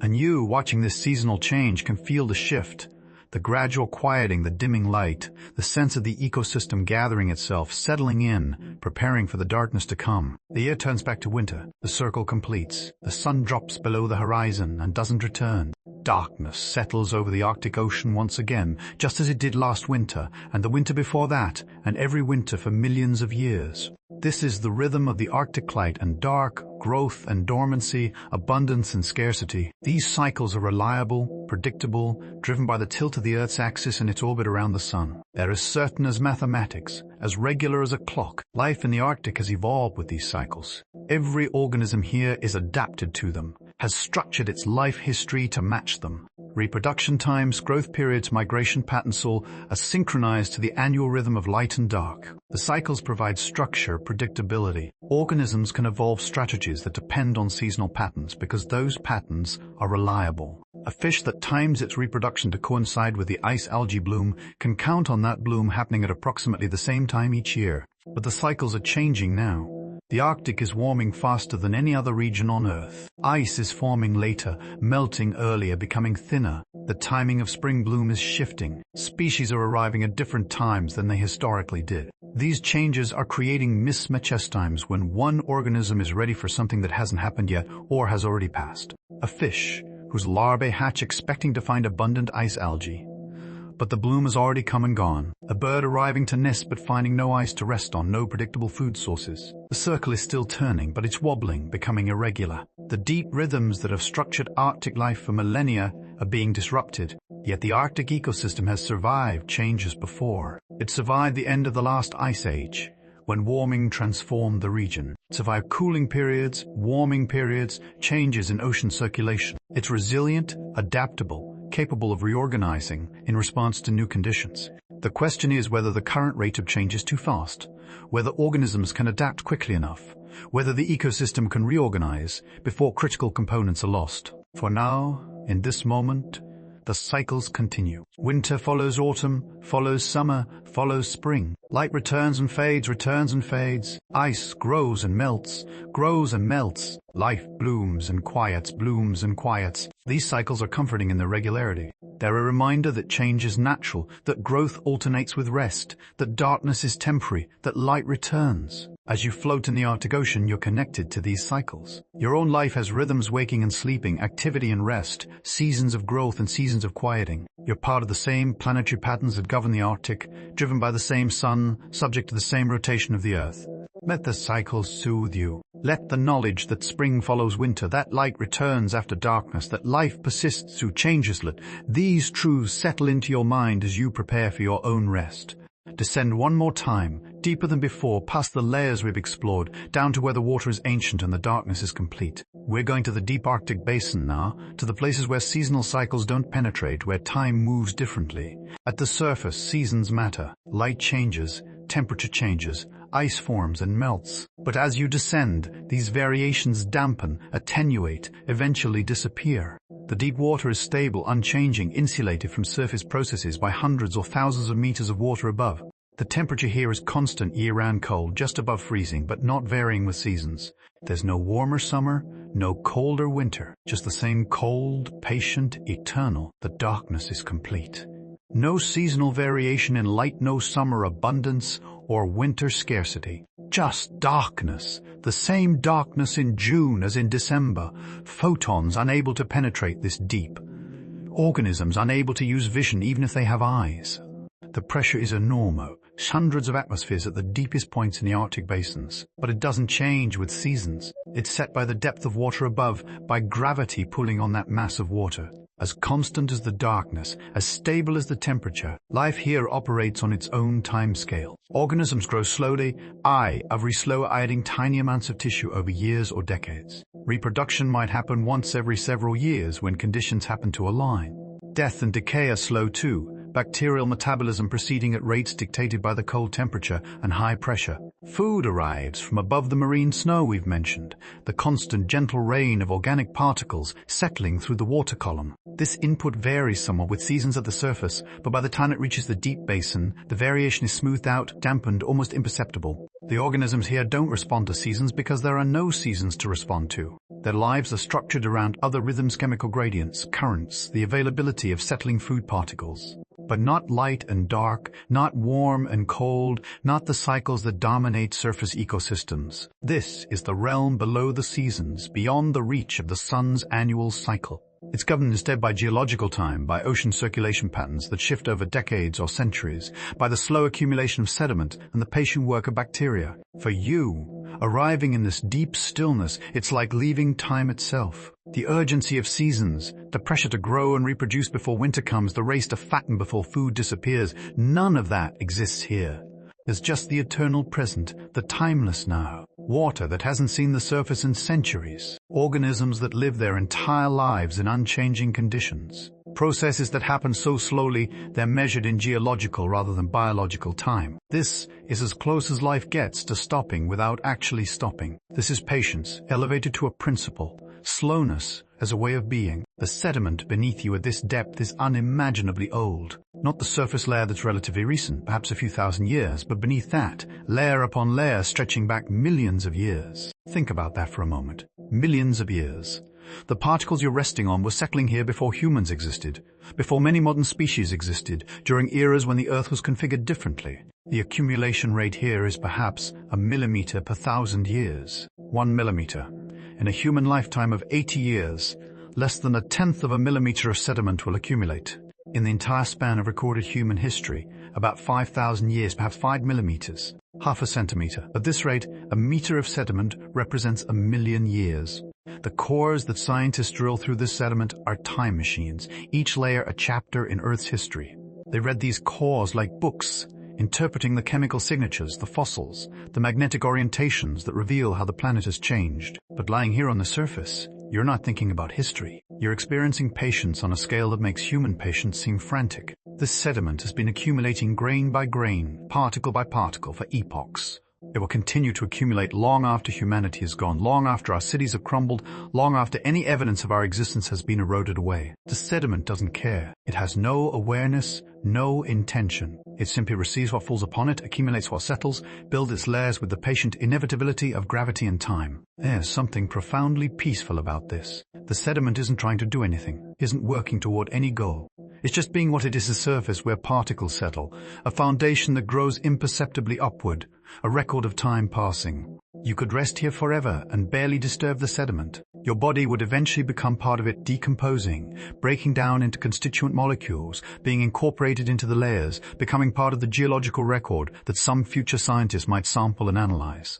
Life exists here, yes, bacteria in the sediment, living in the pore spaces between grains, metabolizing slowly, but they're working on their own timescale, consuming organic matter at rates so slow that molecules persist for years before being broken down. The sediment supports these organisms but doesn't respond to them, doesn't change because of them except on timescales that dwarf individual lives or even species histories. Resting on this sediment, you're in contact with deep time, with the kind of patience that makes a human lifetime seem like a blink. The urgency that drives surface life, the need to eat, to reproduce, to survive the winter, all of that, fades away.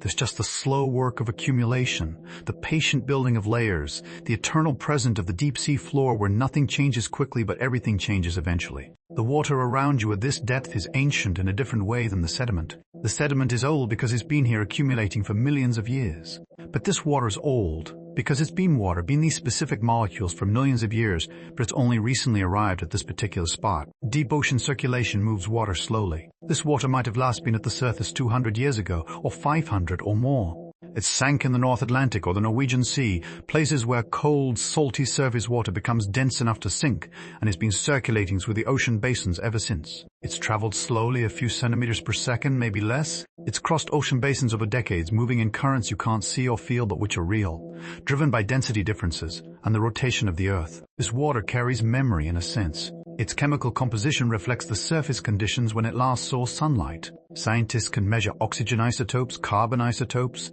trace element soul signatures of past surface conditions, preserved in the water like a recording. The water hasn't experienced seasons for centuries. It hasn't known light, hasn't felt wind or waves, hasn't been frozen or warmed significantly. It exists in steady-state conditions, temperature and chemistry barely changing, just moving slowly through the deep ocean on its appointed path. Eventually, this water will surface again. Upwelling will bring it back to the light, to the atmosphere, to the surface processes we discussed chapters ago. But not soon. Decades from now, probably. Maybe centuries. The deep ocean circulation is slow and this water is in no hurry. For now, it's here, surrounding you, holding you suspended at depth. It's water that has forgotten the surface, water that exists in its own timeless realm. Think about yourself in relation to this water. You're made mostly of water, about 60% of your body mass. That water is constantly cycling through you. You drink, you excrete, you exhale water vapor, you sweat. The water molecules in your body today aren't the same molecules that were there a month ago. But these molecules around you in the deep Arctic Ocean, many of them, have been in this basin for longer than you've been alive. They're older than you, in a sense, in their relationship with this place. This creates a strange intimacy. You're floating in water older than your grandparents. Water that has been patient in darkness while generations of humans lived and died at the surface, while cities rose and fell. The water doesn't know or care about any of that. It's just being water fluid, supporting, surrounding, existing in the state that chemistry and physics dictate. It has no memories except the chemical signatures it carries, no awareness except the way it responds to pressure and temperature gradients. But it's here, has been here, will be here. Timeless water in the timeless deep. Let's think about the silence here. Not as an absence, but as a presence, as something that exists, that has qualities that can be experienced. In human environments, silence is rare. There's almost always some noise traffic, HVAC systems, other people, electronics. Even in nature there's sound, wind, water, animals, the ambient noise of ecosystems functioning. But here, in the deep Arctic Ocean, in the bottom of the water column, far from ice, far from the surface, there's a quality of quiet that's almost perfect. There are still sounds. Yes, if you listen carefully. The distant call of a whale, perhaps, traveling from kilometers away. The very faint sounds of water moving in currents. Maybe the settling of sediment particles, though they're too small to make noise you could hear. But compared to the noise of the surface world, this is silence. Deep, profound, complete silence. And silence isn't empty. It's full of itself, full of the potential for sound, full of the space where sound would be if there were any. It has texture, depth, dimensionality. In meditation practice, practitioners speak of the space between sounds, the gaps in the chatter of the mind. Here, in this deep quiet, those gaps are enormous, vast, the chatter reduced to occasional, widely spaced events. The quiet allows you to hear your own internal sounds more clearly. Your heartbeat, if you focus on it, your breath.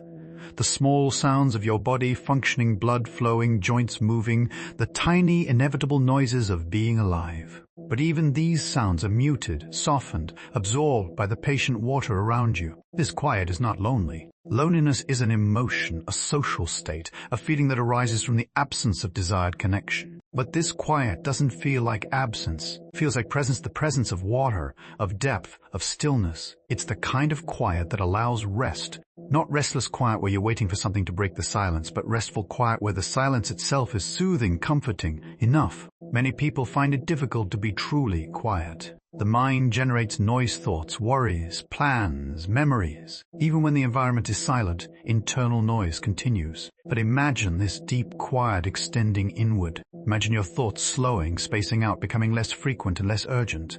Imagine the internal chatter fading away, external sound is faded, leaving just awareness without the constant commentary. This is the quiet that sleep requires. Not complete unconsciousness, that comes later, but the quieting that precedes sleep, the winding down, the releasing of the need to think and process and respond. The deep ocean offers this quiet freely, doesn't demand anything in return, simply exists, surrounding you, holding you in its silent embrace. Let the quiet fill you. Let it replace the noise that normally occupies the space in and around you. Let it be presence rather than absence, fullness rather than emptiness.